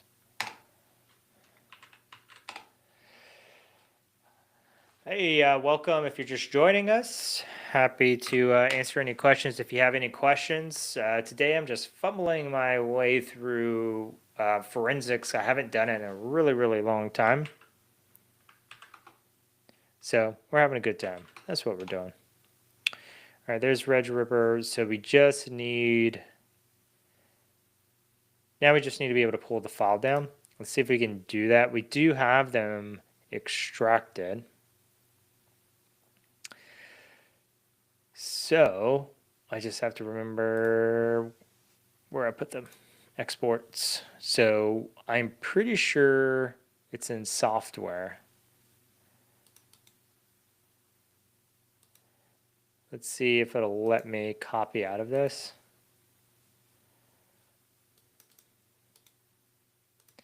It won't let me copy out of this. So what we could do is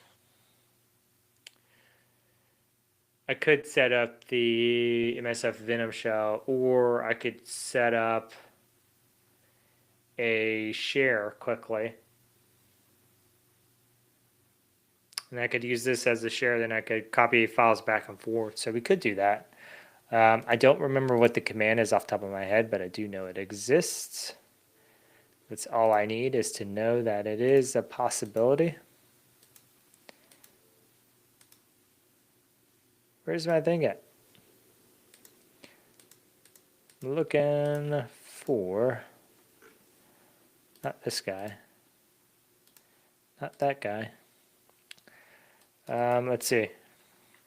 phone Cali, set up an anonymous share.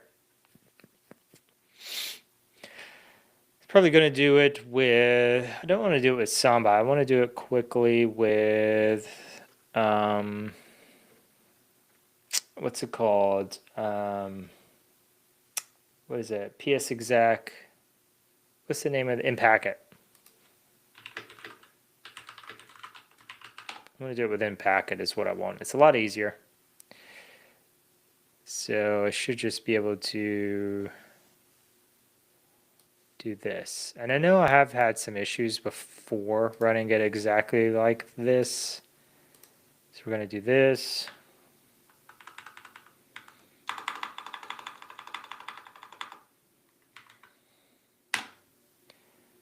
This should work. I thought there was something else I needed to do with it, but let's give it a whirl. Let's see if it works. And basically what this is going to allow us to do is write files back and forth. You're probably like, well, why do you need to do that, Mike? And that's simply because we need to be able to move tools back and forth between these two. I'm having issue running stuff on the system. So we're looking for alternative methods. I probably need to keep that so I can find the disk, the raw disk.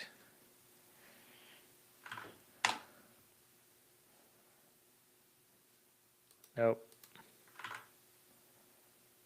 Let's see, we want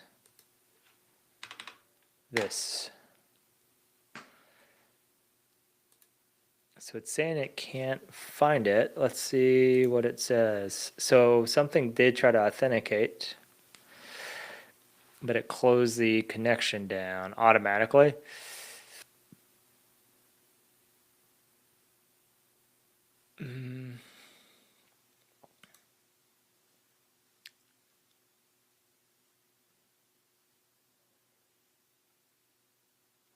Name of the share, they will see. Oh, so we need to do the /anonymous share, actually.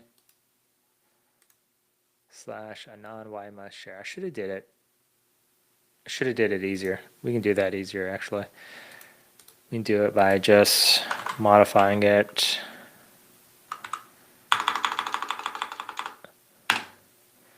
There we go. And now we go back into here.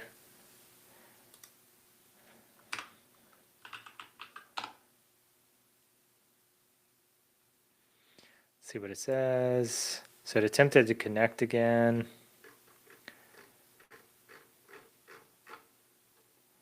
So it is finding it, so it does exist. The problem is it's not allowing it to join, so I don't think it's doing anonymous.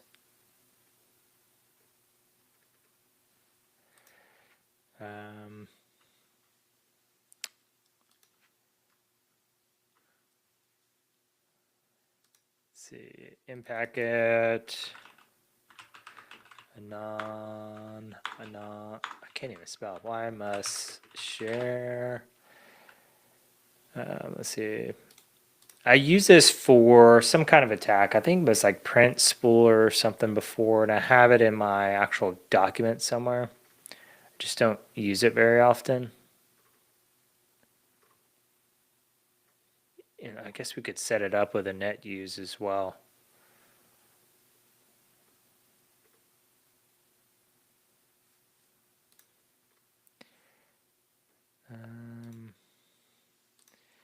Shouldn't be.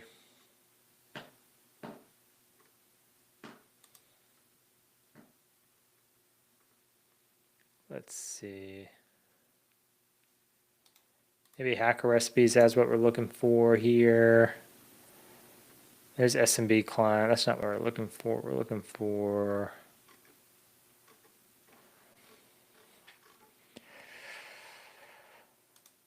It's so difficult finding what I want.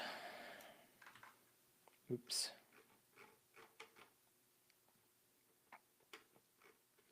I always have to look this up. Actually, I can look it up on my phone.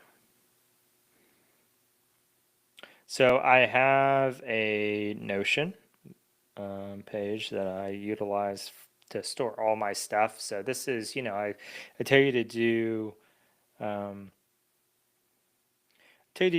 taking, and I'm pretty serious. Like, do note taking because you are only hurting yourself if you're not doing it. And that's a very true statement. Because I've been taking notes for years and I have so many things in here, like so many attacks, it's ridiculous. Here we go. Let's see what my command is. Blah, blah, blah. So it's supposed to be anonymous, actually. It could just be, it could be the order, perhaps. Does that happen sometimes?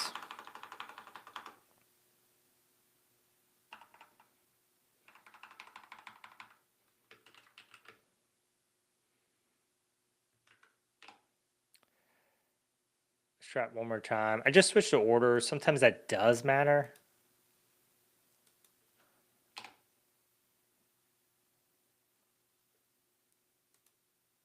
Sometimes it doesn't matter.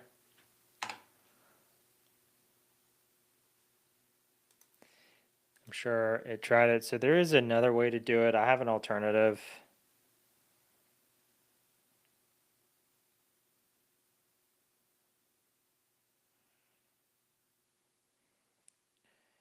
Let's see if I can find my alternative here.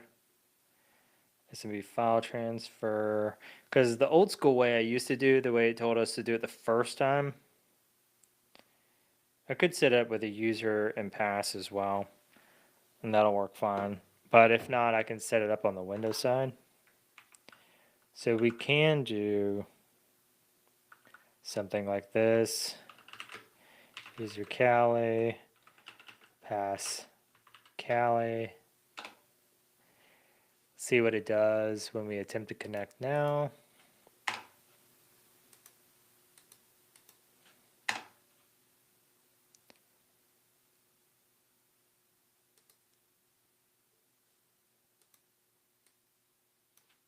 At this point, I'm like, no, this is correct. I'm like, is my slashes the correct thing? Yeah, they are.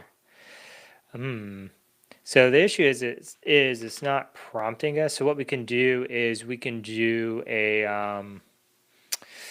we can set up a share on this host itself, which is fine. So we can do it in downloads, and we can do net use.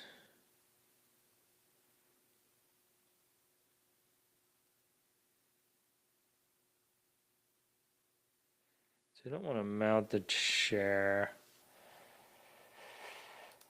Let's see. Windows, create, network, share. We probably have to allocate privileges for it.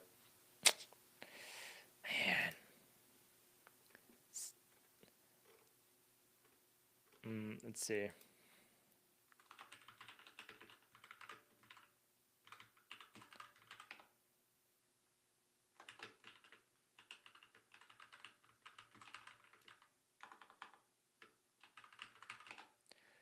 See what it says.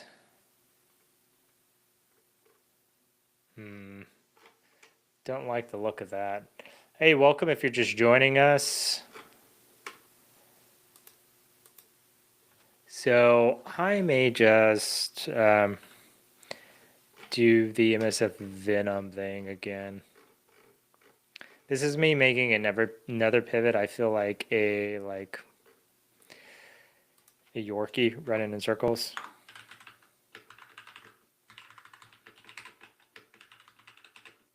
MSF Venom interpreter payload.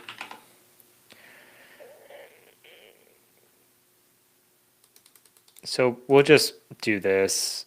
I really wanted to do the shares because I thought it'd be a good time, but that's okay.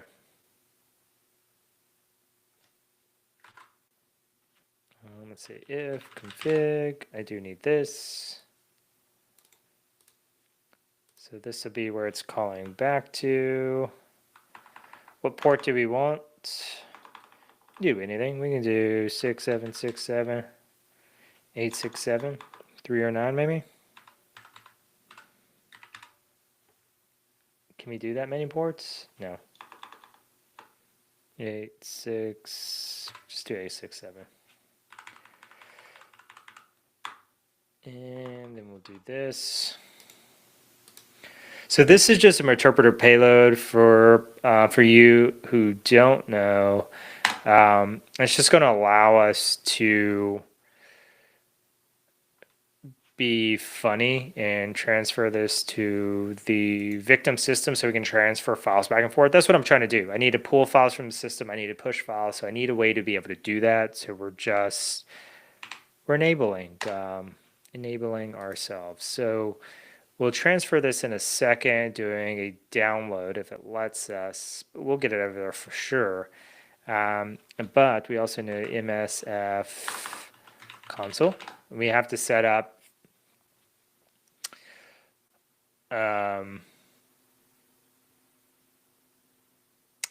what is it? Use exploit multi-handler. We have to set up our multi-handler, set payload, and then we'll just set it to this.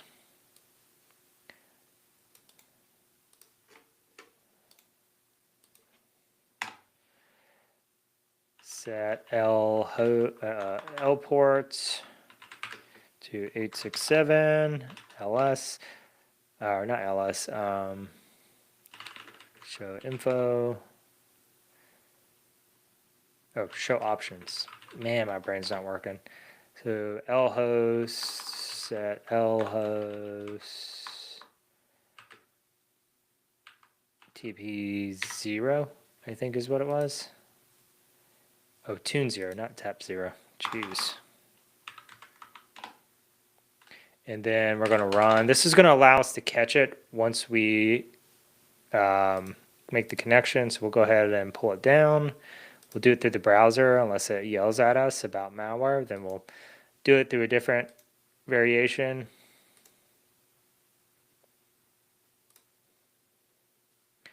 We should have our shell. We have our shell now. All right, easy, right?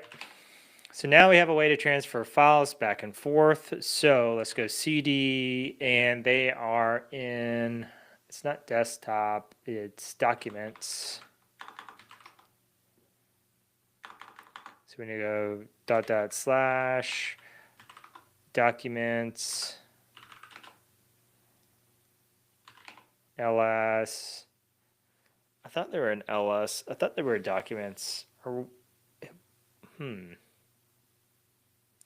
Or was it in downloads? Let's just double check here.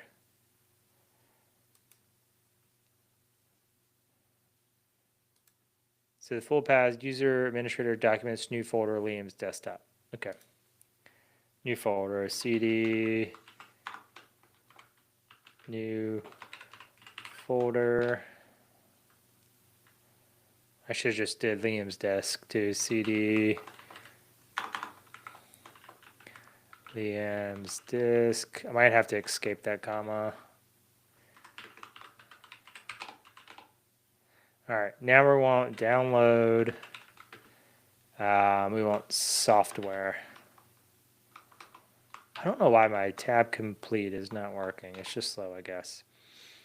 All right, now we have RegRipper. We can utilize, thank goodness.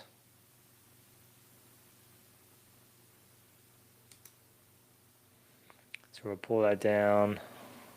Pretty big file.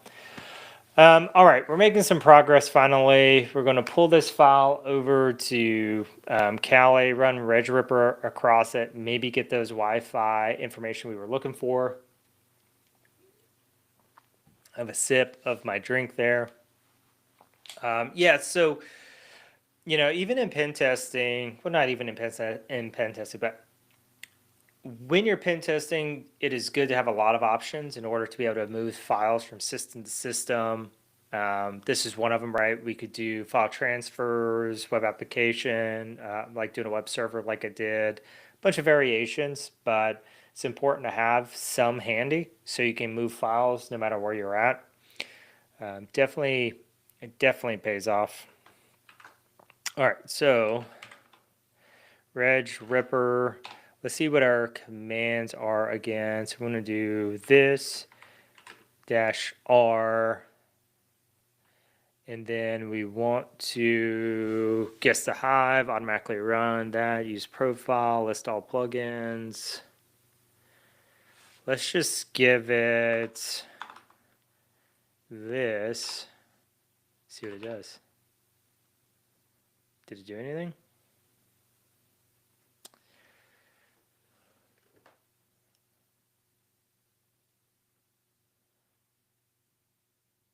See, if you need to incorporate transaction logs, please consider using YARP registry flush. Check to see if the hive is dirty. Automatically run hive specific plugins. Let's try that. This and do -A.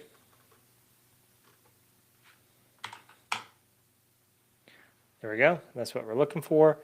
All right, so what we're looking for, the question we've been chasing down is we are over here. We're here, we are looking for this answer. What is the profile name of the personal hotspot Liam used to evade network level detection? So this is what we're looking for in here, and I think we'll just redirect this to a file real quick. Software.hive.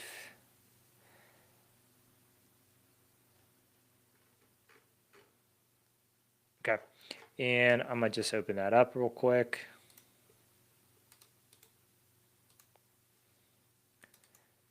And now we can view it in here, maybe. There we go. And so this is the results of RegRipper. So we should see, I believe, I'm gonna be sad if they're not in here, but I'm almost positive. So these are frequent files, but I'm almost positive it shows the Wi-Fi things.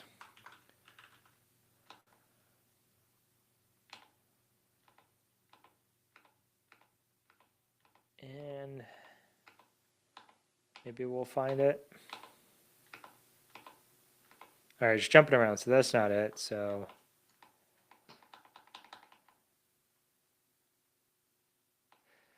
oh man, I really don't want to do this manually because I don't know what it's under because it's been a while. But under this, there's a bunch of things like sections like this, and it's going to give us information about the system.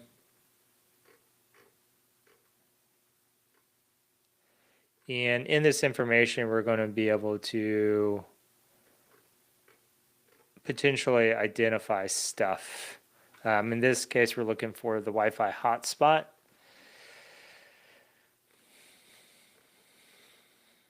So those are drivers.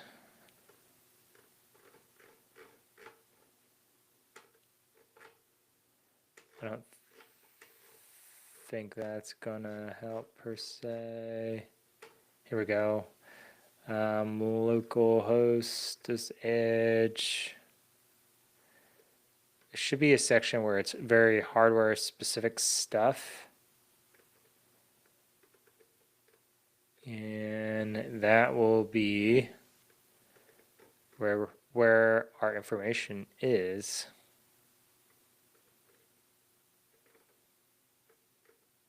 So here's all, okay, here we go. So this is all printer stuff. Maybe it's here. This is that device, Liam's USB. Here's the network stuff. Launching network list. So Liam's iPhone. Maybe this is what they were talking about. Yeah, so here's our network profiles. Let's see what the question is because we got, oh, Don't close it out. Don't do it. Don't do it. Let me refresh this page because sometimes it doesn't work if we don't. All right, so what is the profile name of it? So let's pull that here. So I think it's just called Liam's phone.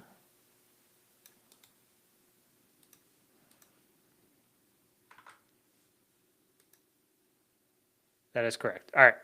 So we got another one. All right, so I was correct. So RegRipper, let me just take a pause real quick. Let's talk about what's in RegRipper. So RegRipper, it would help if I bring it up. RegRipper has a bunch of really cool information in it. So some stuff, and obviously it's all about the registry, right? This came out of the registry. So you could manually dive into the registry and find this as well. But the RegRipper just has a bunch of modules and it's just going to pull a bunch of stuff. So if you are doing a forensic investigation, right, you have two parallel investigations, right? You may have your SOC folks that are just digging in and just looking, try to correlate logs with the activity, and they're saying, hey, we're missing information here, here, and here. For whatever reason, it wasn't captured. You can utilize this to help aid that. So it could be like, we don't know what type of device was plugged in to exfil information. Be like, okay, yeah, I see USB. Or we want to know what network they were on during this time frame. Yeah, we can see that here too. We want to know what the last files that were touched by the user within the so-and-so time frame of when we think the attack was. Lots of cool, nifty stuff like that is in there. Installed software, user logons. Excuse me. All that kind of fun stuff is in here. So again, it's a really good artifact. If you're not familiar with it, download RegRipper, run it on your system, see what you have in there. It's pretty amazing. And that's kind of the cool thing with a lot of these forensic techniques. There are free tools by reputable people. Download reputable ones, Eric Zimmerman, RegRipper, and try them out. Use them on your own system or set one up for you to play on. All right. I'll shut up. Let's continue. Next question. What is the name of the zip file Liam copied from the USB to the machine for exfiltration instructions? So copied from the USB to the machine for exfiltration instructions. So this should be on the machine somewhere. We can likely correlate the times from the USB plugin to the timeline of files on the system. And if the file's still on the system, we're good. So we can try that. Otherwise, we can look at file reads on the system from here or from RegRipper, and that may give us an idea of what it is. I'm trying to think. There may be some other potential areas. It should be a user session, so there may be shell bags or artifacts in general that show that the file was touched. It could be shell bags. We might be able to use shell bags here. But the hard part here for me, right, is that we need to prove that it was copied from the USB to the machine. That is interesting. I'm not sure where we would find that information. It could be in here under, I think it's at the top, maybe recent files. So this is app-compat. It's your DLLs. These are all files executed. These are app paths, so it wouldn't be in there. And this is also where it comes in handy, where you have a really good understanding of your artifacts and you know which ones to go to quicker, because time matters in investigations. If you're spending your time spinning your wheels, you're going to be really slow. Like these are all DLLs, so they're not important for this. We're looking for a specific file with instructions. We know DLLs do not do that. So we need to get out of this junk and into stuff that actually matters. Here we go. probably down past all the hardware stuff. So these are uninstalls, not particularly useful. UAC bypass, not probably useful.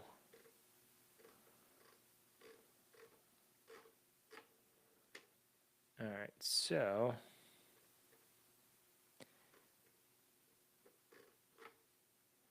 let me see if I can find that USB time again. I don't see what I'm looking for. This is all software stuff I don't particularly care about. Here's some stuff. This doesn't look that interesting to me. Here we go. All right.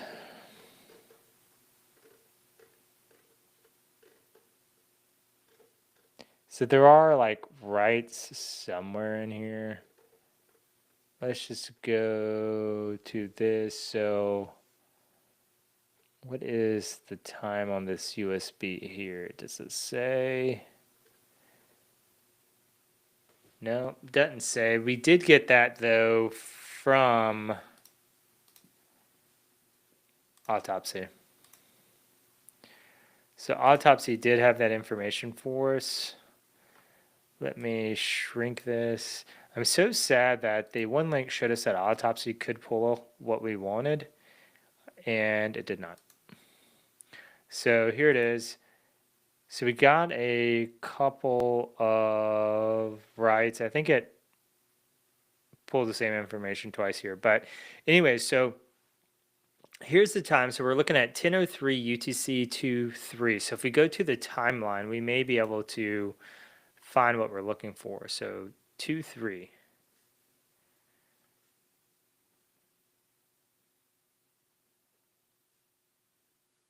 Maybe.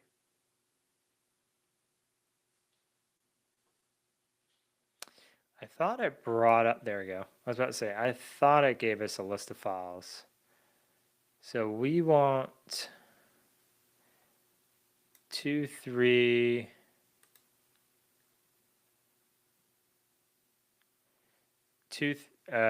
February 3rd, 10:03. This is 2025.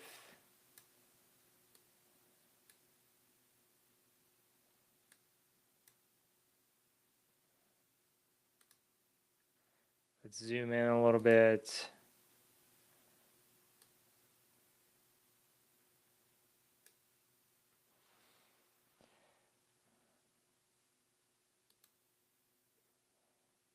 I wish it would let me. There we go. It's February.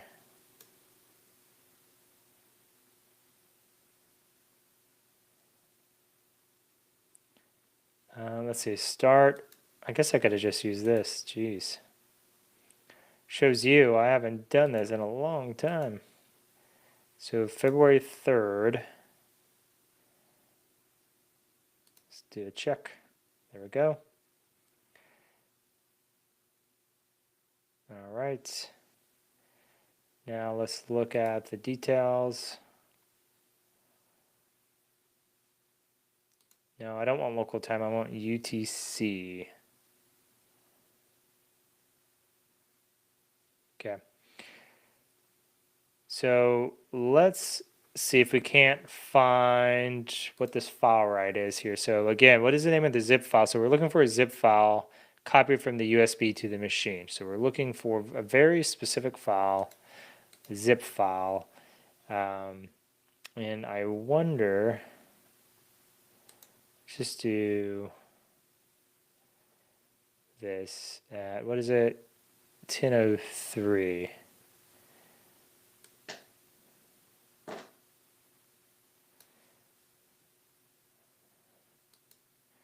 See if it'll allow us to do file types. File extensions would be lovely.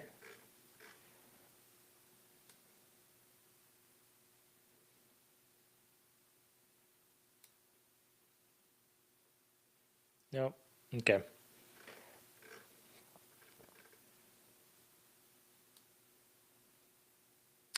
So we're going to say 10:03:49. So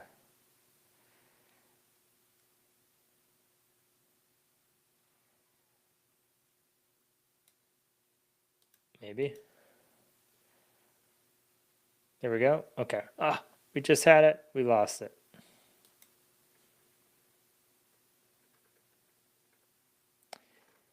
Let's go. All right, here we go.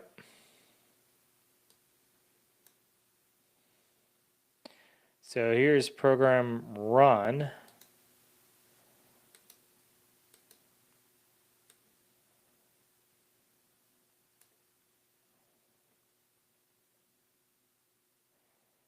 Let's get our life situated so we can see stuff. Okay. So this is our vid. So this is where our thing was loaded at this time. So now we're looking for a .zip file that's moved from that USB to the actual host. This is what we're digging into now. So now we're just looking for a zip file in general, and we should see a file right somewhere within this time frame. And I had thought about seeing if we could do a should be file create. So I don't care about web activity at the moment. I don't care about other. Okay. Let's do file created. And that, let's see if that helps. This should narrow it down because it should be a file create on the local operating system, because we're taking a file, we're making a copy of it essentially. That's a file create. And we should see that.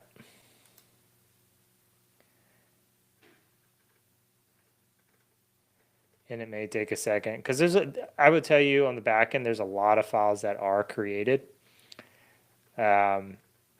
And a lot of times it's just temporary files that are just needed for whatever. So let's see if we can narrow it down to limit data sources.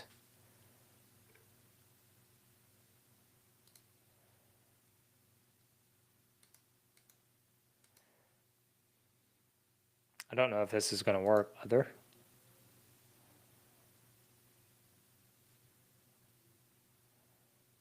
Well, it's not other. I don't know what a zip file would be considered, to be honest, in here. Let's see if we can do a .zip.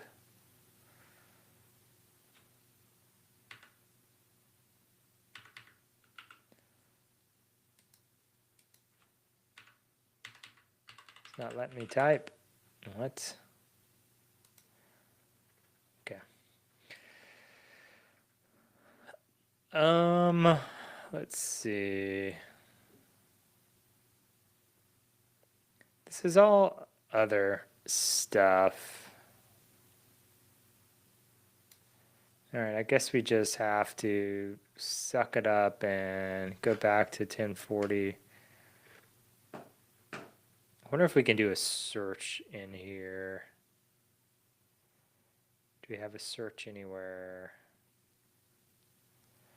Hey, welcome if you're just joining us. Probably making people motion sick. All the scrolling.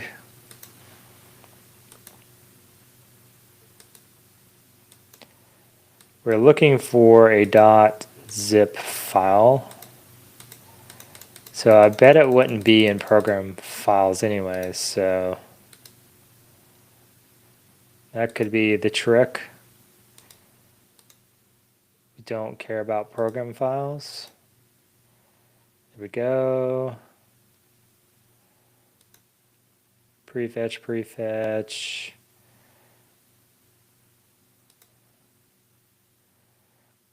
I bet it's going to be an interesting directory. That's what I'm kind of scanning for. I'm looking for something that's kind of in the user directory. It's quite a bit later though. I was expecting something to happen earlier. So let's see if it's a file access maybe instead.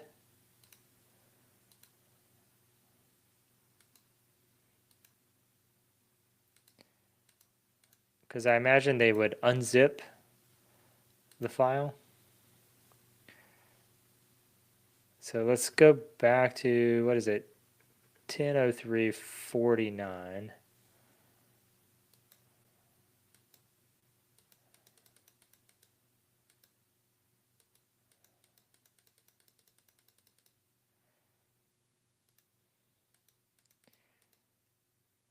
So we're expecting something to occur around here, and we're looking for a zip file to have been created somewhere. I don't see it.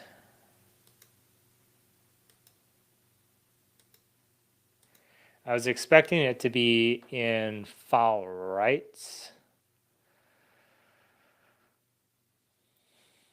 but it was not.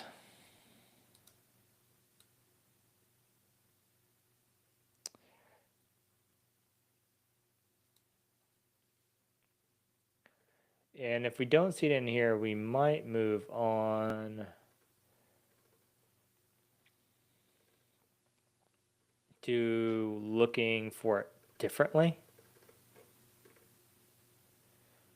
I'm sure there's a way to search the system for zip files. But this is a historical look at the system. So we're really looking, I wonder if I can exclude like certain things. Nope, sure can't. Not that way anyways.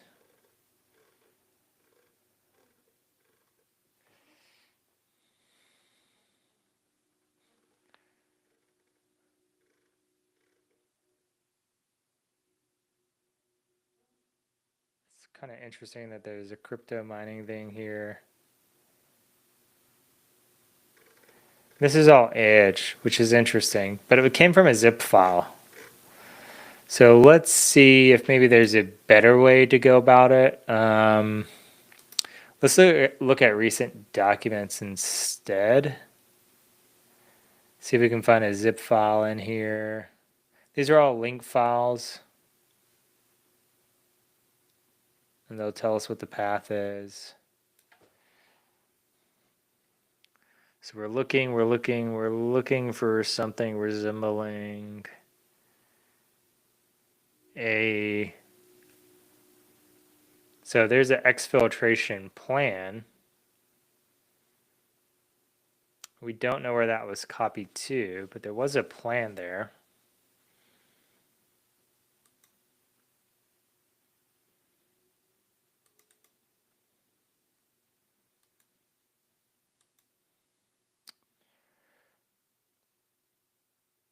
VMs USB, exfiltration plan.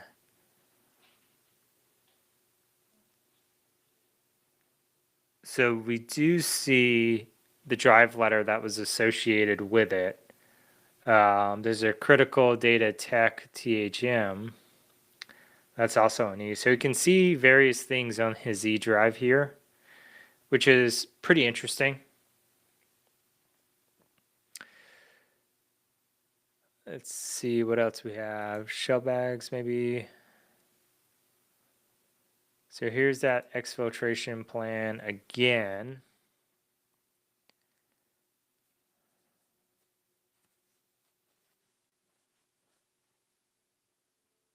And I wonder,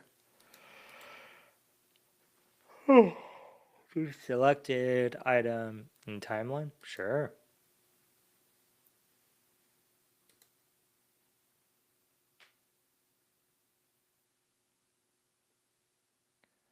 So we may be able to find it here. So this is 11:02.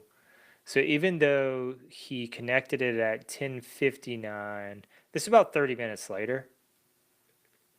So quite a bit of time later. than when we were looking before. So let's, and this is in January, not February 3rd. So the USB was connected, according to the other thing, it was February 3rd, which is what threw us off, actually. So let's adjust this time to a little bit later.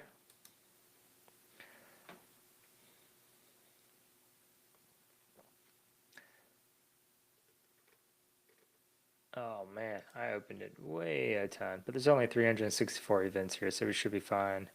I just wanted to go a little bit further backwards than we were, which was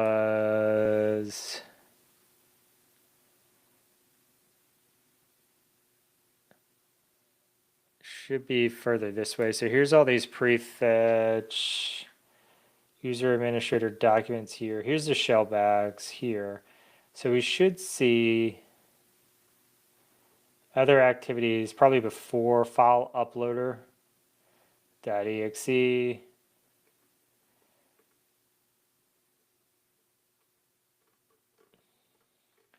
So we see a lot of interesting stuff here. And yet we don't see that zip file yet. But it should be a pretty clear answer. Man, it's already 9:17. We're almost at time. What the heck? What is the name of the zip file Liam copied from the USB to the machine for exfiltration instructions? Actually, I think we did see that. I think it was exfiltration plan.txt or something like that. So let's go ahead and pull that. So that was over here. Should be recent documents. There we go. And it should just be text.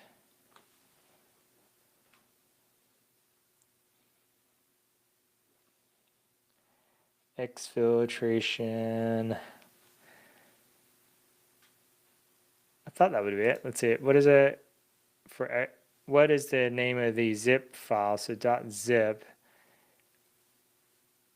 on there. So maybe not. Can we search? Let's do discover.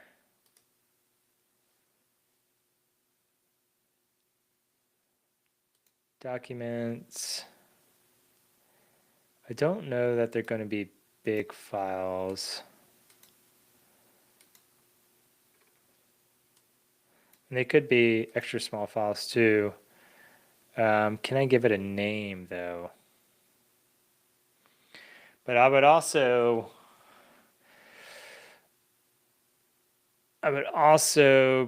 probably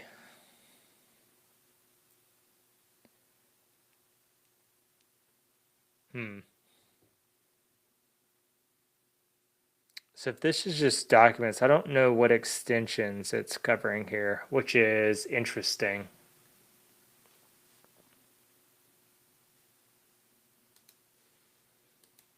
Let's do this. We can do a keyword search.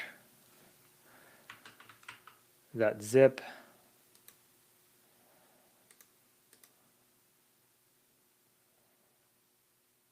See if it finds it. We should see it starting a search somewhere.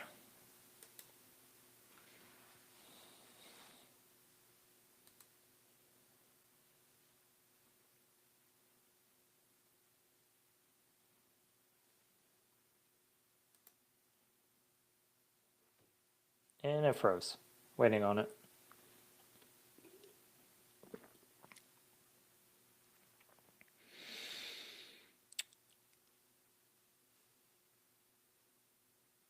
Oh, here we go. Let's say how many results it found, because this looks like not very good results. Oh man.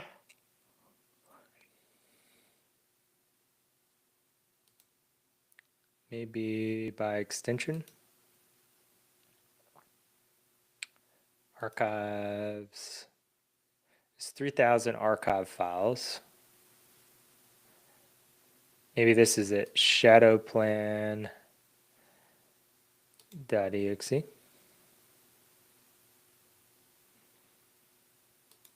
Let's extract it, place it there, take a peek at it.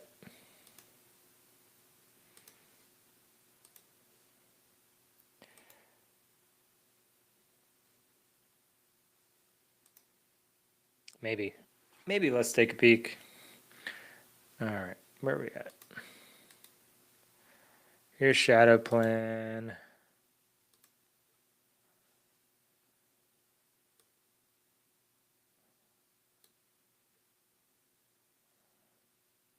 Oh, don't know what the password is. Infected, maybe? Probably not.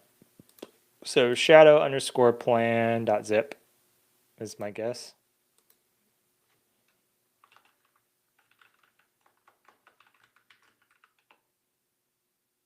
That is correct. What is the password for the zip? Ooh.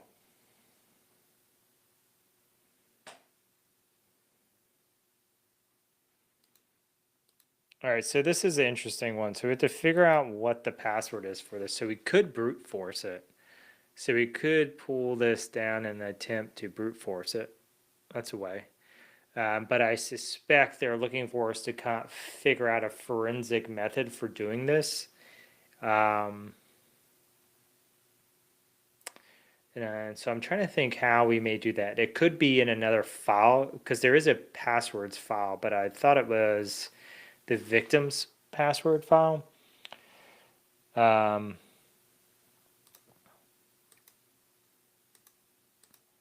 Let's see if there's anything else we can find here that may be interesting. Let's do it by access time. So this is 129.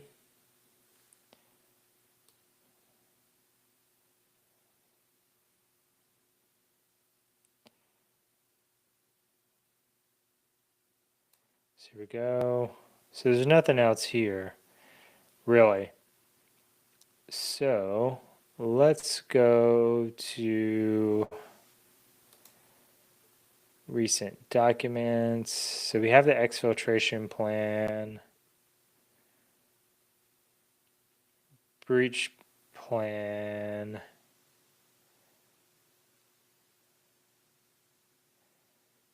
desktop shadow. So here we go. This is where he opened it. So it's a desktop shadow plan, breach plan. So let's see if we can actually recover this file if it's there. It may not be, or it may be. So it would be users, administrator, desktop. Here's shadow plan. So it is there. It's just not, it's just been deleted.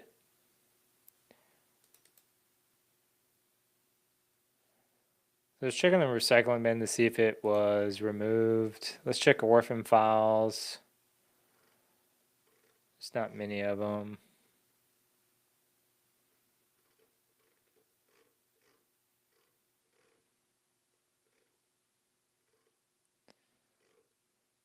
Okay, there's a lot more than I thought.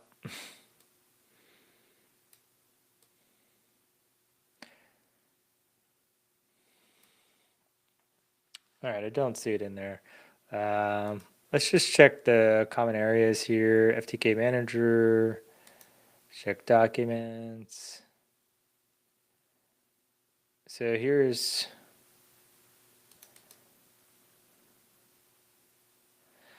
this is the one I thought was the users.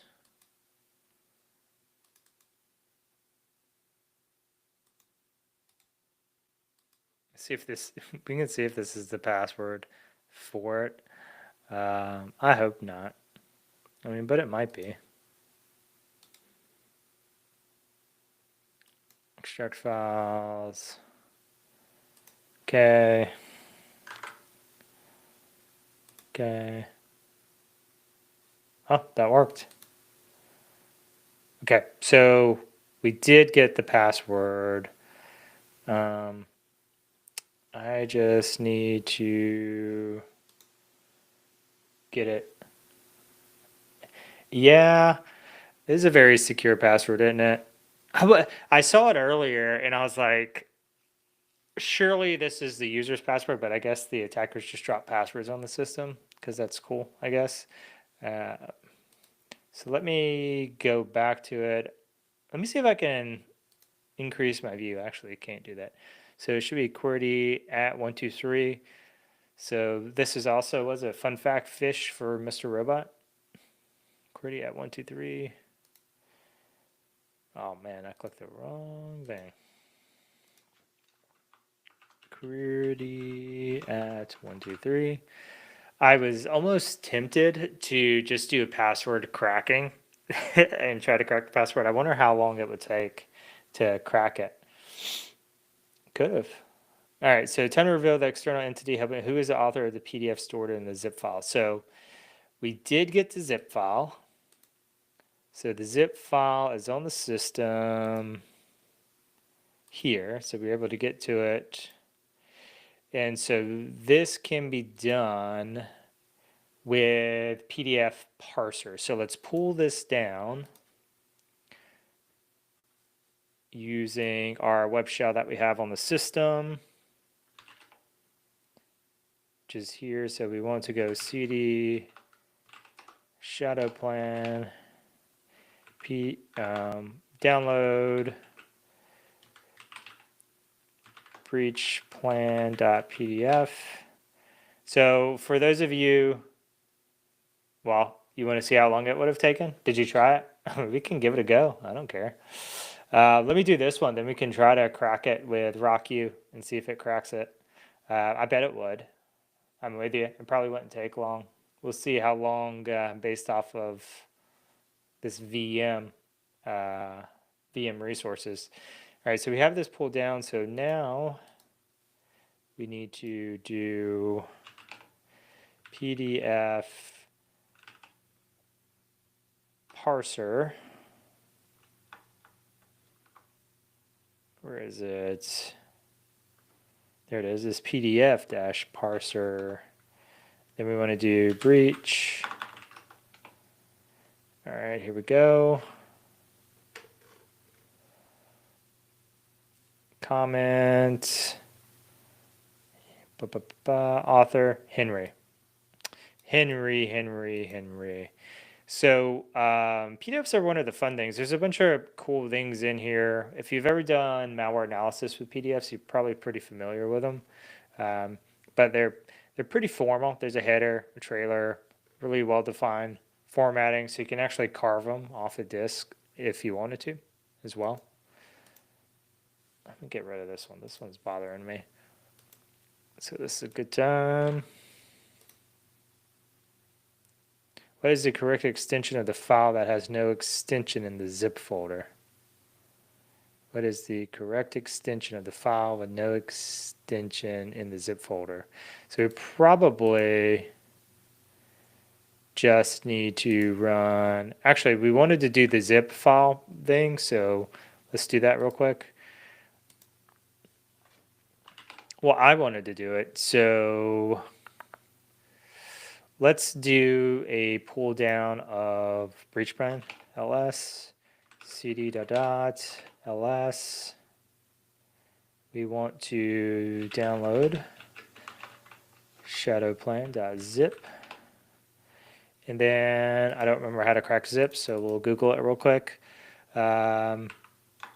Password crack.zip.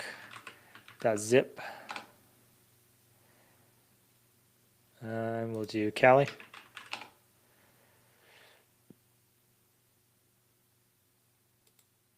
This is probably... Let me try this. I've never tried fcrackzip. It might be useful. But you're supposed to be able to do it with John the Ripper and with Hashcat as well.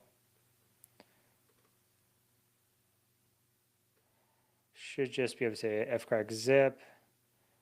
We don't want to use brute force. We can use the dictionary, so we could use -d rocku and then give it the file. Let's give it a go. What's this called?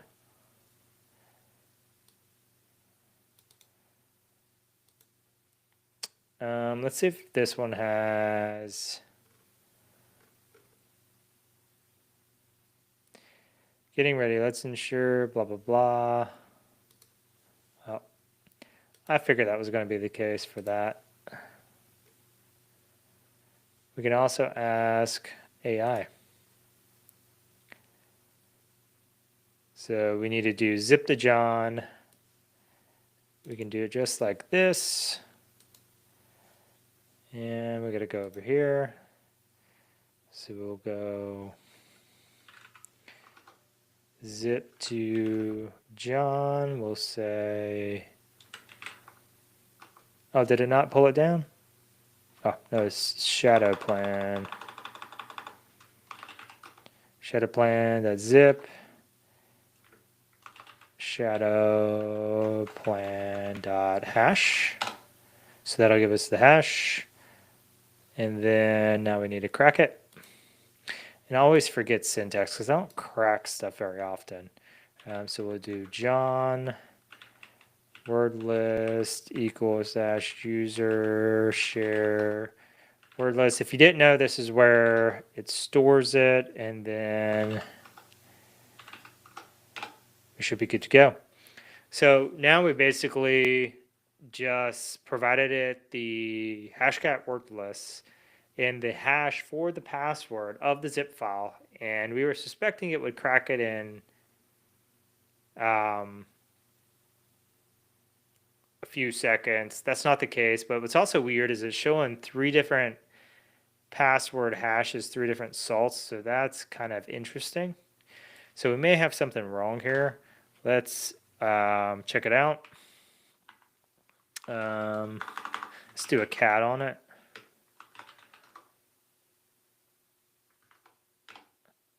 Sheesh. That's a big flippin' hash. Why is it so big? That's what she said.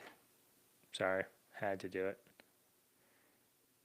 So this doesn't make sense. I've never seen a hash this frickin' big. This is ridiculous. All right, let's do a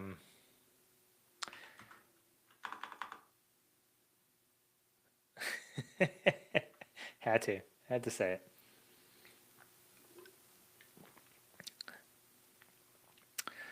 LS tac LA. How big is the okay? So I don't. What was the frickin' command we used? Zip to John. So this is weird. I don't think the hash should be this big. This is odd. Okay, so this is a hash. I don't know what this big hash is.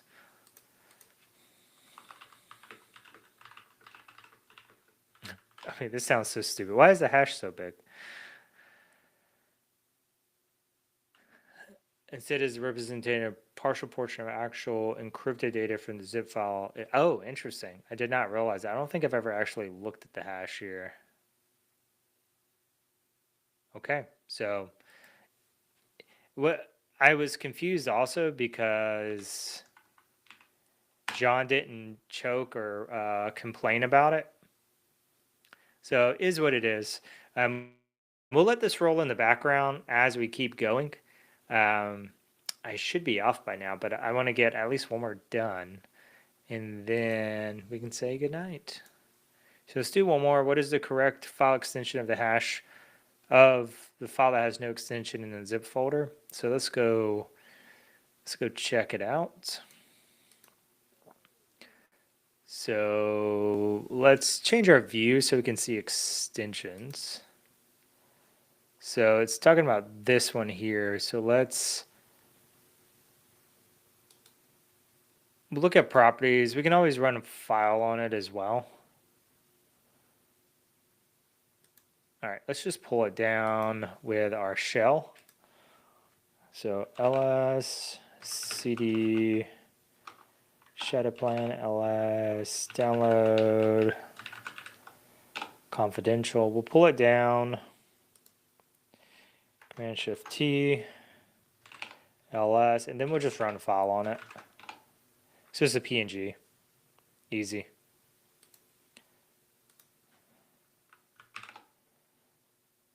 That's an easy one. All right. How many more? Jeez, we didn't get very far tonight. I was running into so many technical issues. So sad. Let's see what else we have. It looks like Liam searched for some files inside File Explorer. Ah, thank you. That totally makes sense. Because it was also saying that it had a portion of the data, which is why it was so large. So it actually grabbed a portion and said something about how the mechanics work, that the hash is in a fixed length hash, which is pretty typical. Like when we think about SHA-256 or MD5, we think of a fixed length, and that's not the case because it's based off of the content. So I don't know. Leanne searched for some files inside the File Explorer. What are the names of these files? Alphabetical order. So File Explorer, we may have that in here.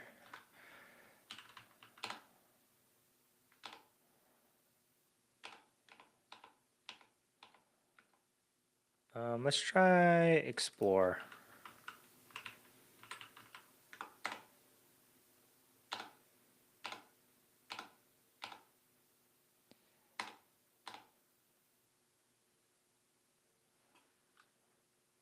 So the extension wouldn't actually be in there because the file extension isn't on the file, but we may be able to find the file header. So PNG files have a fixed format, so we'd probably see PNG somewhere in the header, but we still wouldn't see it because it's all encrypted data at the moment.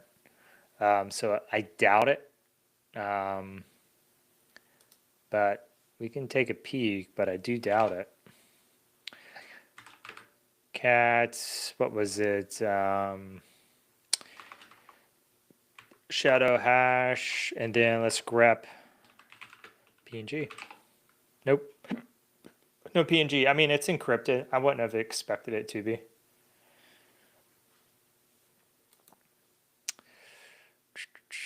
All right, so we are looking. Oops.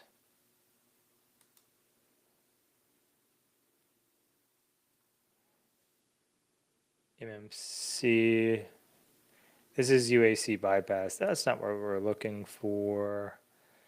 We're looking for a particular section that shows like commands that were written. So not at path. So it might not be in what RegRipper pulls out. Yeah, I mean, it's encrypted. That's what that's the whole point of encrypted data, right? You're not actually going to see what's inside of it.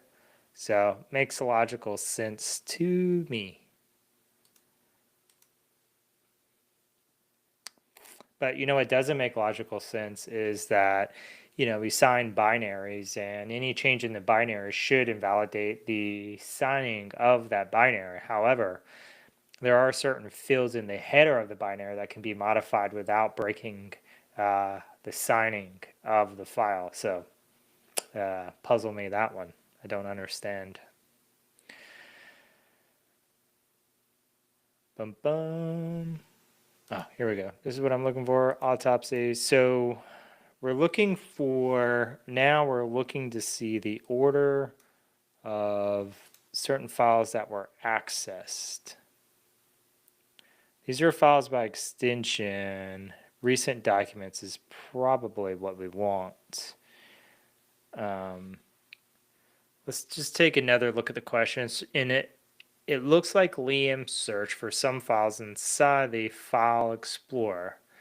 What are the names of these files? I know there's a specific artifact where we can look at this, and I don't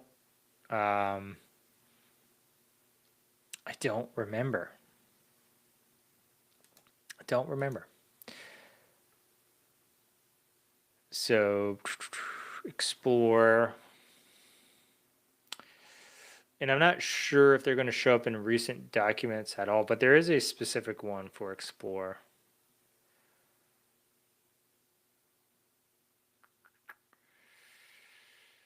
I'm just looking through here, seeing if there's anything. So there's recent MRU. So maybe it was MRU I was thinking of. No, it wouldn't show up in logs per se. Maybe it would show up in a process create, but there is a specific Windows artifact for it, and I'm trying to think what it would be. I kind of want to ask Chad here. So let's see. Is there a forensic artifact to see files looked at through Explore? I think Explorer was the correct way of saying it. File Explorer. Through File Explorer. Yeah. Primaries are link files, jump list, shell bags, and registry. Yeah, that makes sense. Shell bags.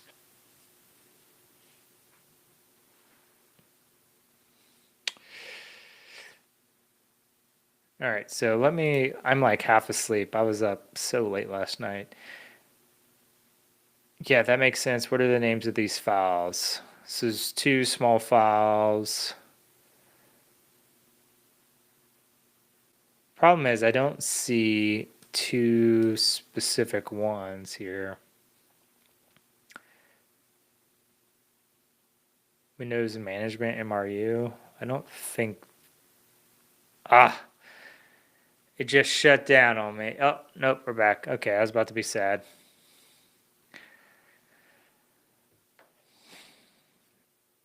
Would it be MRU? We can look at shell bags. So shell bags would show. Oh, right here. Look at that. Stupid. Sort by path. Here's explore, critical data, exfiltration, plan. So that's what it is.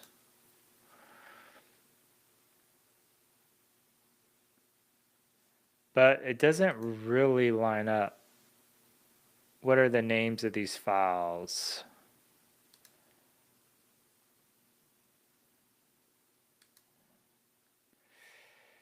Those do not look like they match up whatsoever.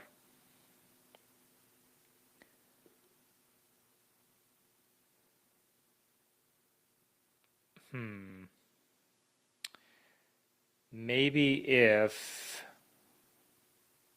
So they're searching. So the search doesn't necessarily reflect the name of the file. The search only reflects the portion that was searched, right? So like whenever we search, we don't typically type in the full name.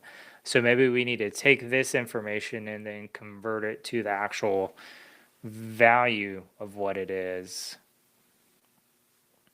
And then we can see that in recent documents. So it'd be critical data tech THM. And then breach plan. I think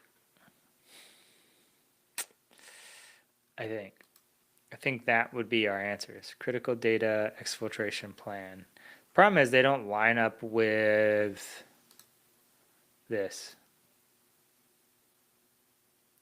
What are the names of these files? Alphabetical order. So let's just try it and see. Sometimes it doesn't necessarily line up. So critical data, what is it? Critical data.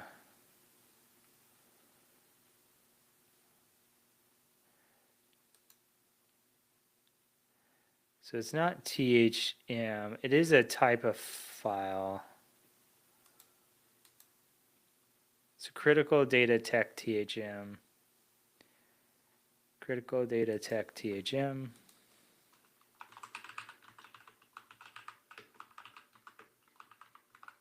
And then the other was breach plan.pdf,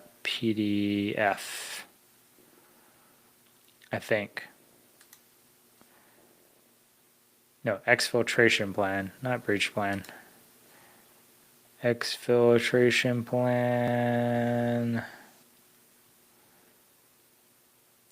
I don't see it. Was it in this folder?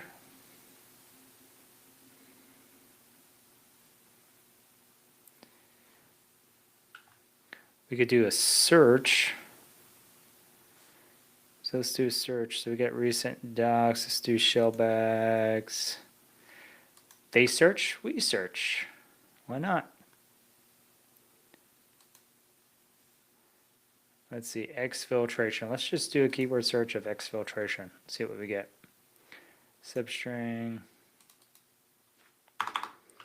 exfiltration.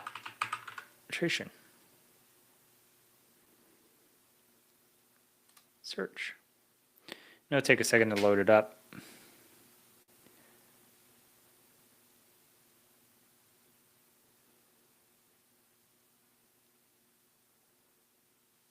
What is this mess? Oh, I guess it's just exfiltration plan. Okay.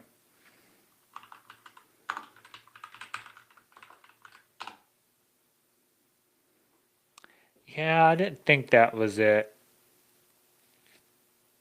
What are the names of these files? So this is definitely the right answer.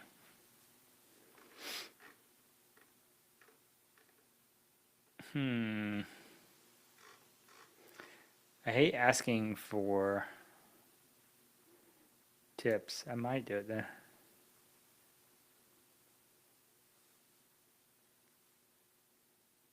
Spinning around the wheel. I don't know what that means. Is that hinting at an artifact? I don't know. Don't know. All right, it's getting late. I need to get up early in the morning. It has been... Oh, did you get... What was it? Do tell. Do tell, Ghost. What you got? Man, you're gonna let my dead brain do it?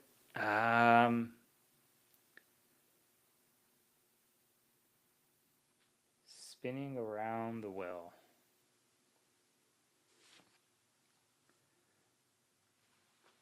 What is he talking about?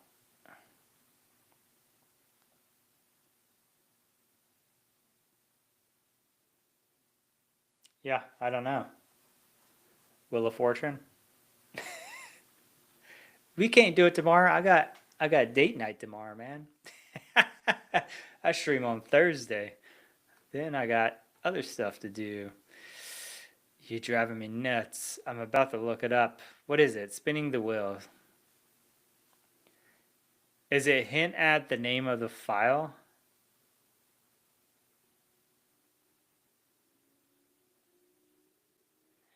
Yeah, I gotta spend time with the girlfriend so she don't leave me. You know, I spend enough time with my mistress. The thousands of computers in my house know, like the 4 computers I use in this house. So sad. Related to when we search in Windows, it gets logged.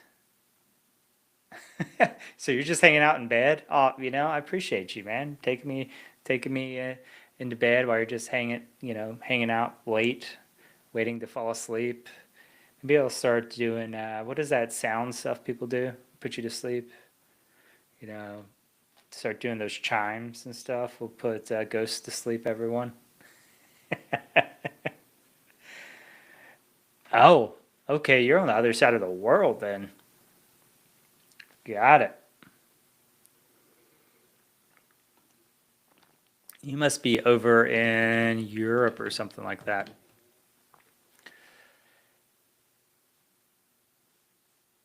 Let's see. Spinning around the wheel. This is still bothering me though. Let's see. Logged. You need to search around that. And it is related to when we search in Windows, it gets logged.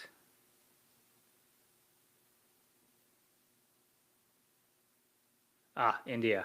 Gotcha.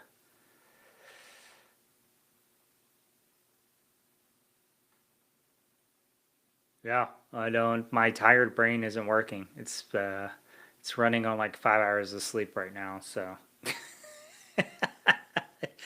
I'm not surprised it's not working. I'm just thinking of like a spinning um, thing, but there's also like a specific type of wheel artifact as well, which is throwing me off.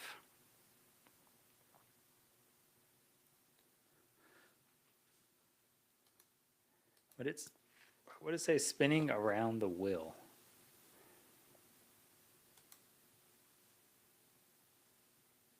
So, how about this question, Ghost? Do you think it has to be like where it's actually in the logs versus what we're doing here?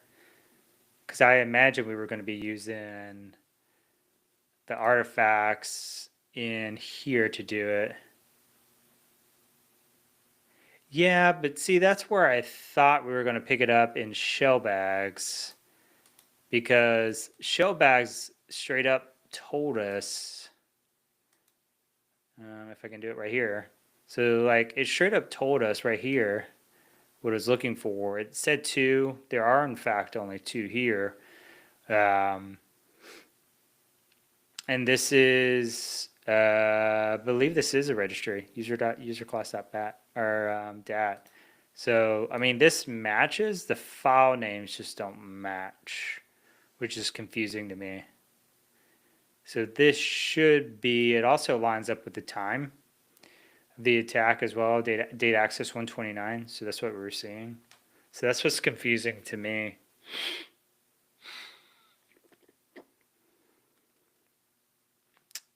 Yeah. Sad face. Sad face.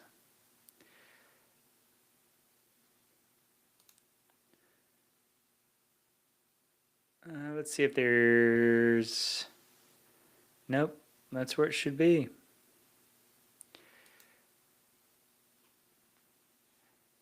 I wonder if that PDF shows up here.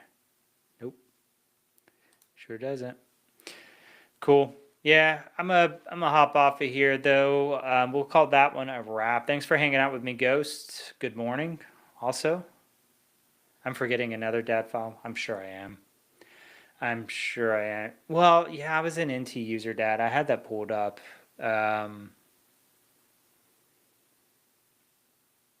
We'll resume next week. How about that? We'll pick up back up next week. We'll pick back up at NT user DAT and see if we can't find the spinning wheel of death that's driving me nuts. But thanks everyone for hanging out with us.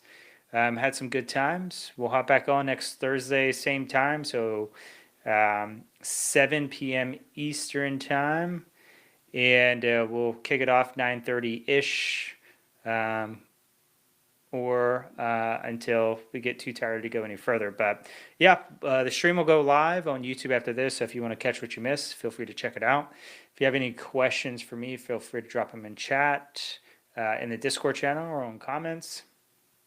And yeah, if you want to hang out, join the Discord channel. If you're not subscribed, feel free to subscribe and stay up to date. Other than that, have a good night, good morning, good day, wherever you're at in the world, and we'll see you next time. Bye, Ghost.